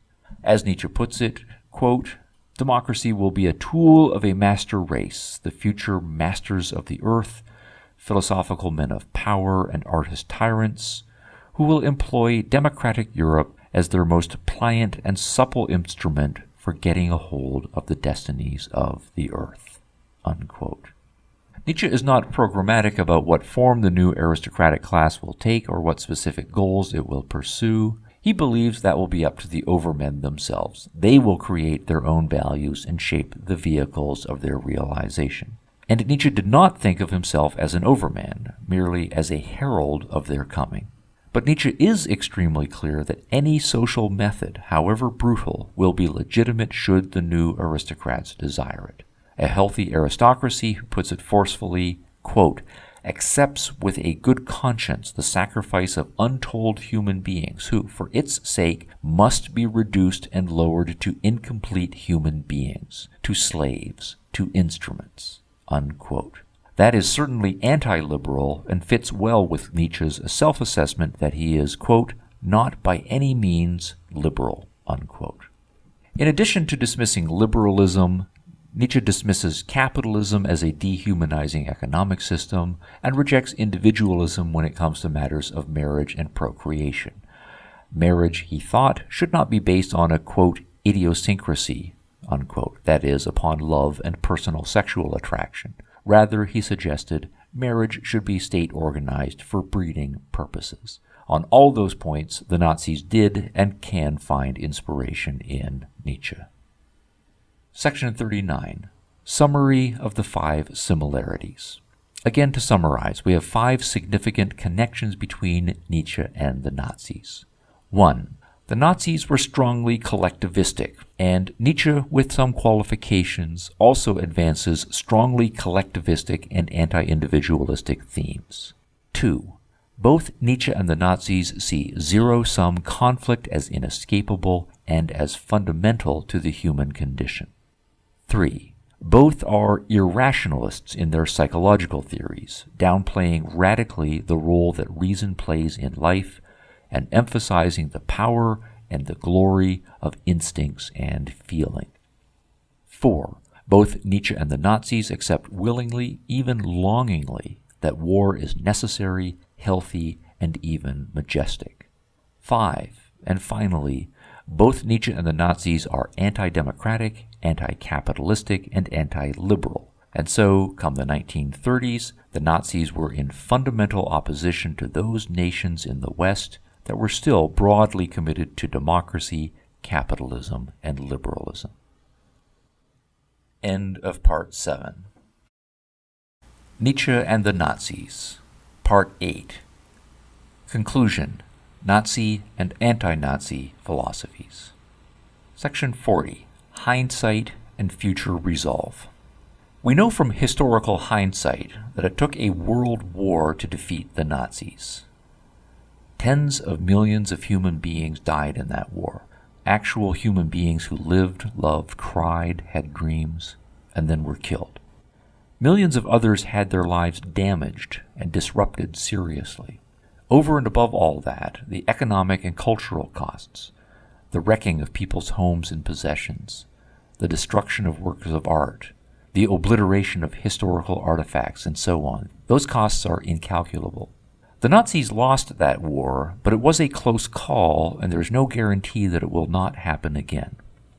And this is why it is important that we understand what really motivated National Socialism.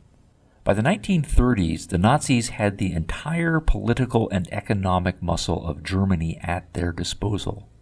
But more important than that, they had intellectual muscle behind them, and they had a set of philosophical ideals that motivated and energized millions of people. That intellectual and idealistic power, more than anything, made the Nazis an awesome force to be reckoned with. History has taught us that the philosophy and ideals the Nazis stood for were and are false and terribly destructive. But we do not do ourselves any favors by writing the Nazis off as madmen or as an historical oddity that will never happen again. The Nazis stood for philosophical and political principles that appealed to millions, that attracted some of the best minds of their generation, and that still command the minds and hearts of people in all parts of the world. And that means we must face the National Socialists' philosophical and political ideals for what they actually are. We must understand them, know where they came from, and what intellectual and emotional power they have.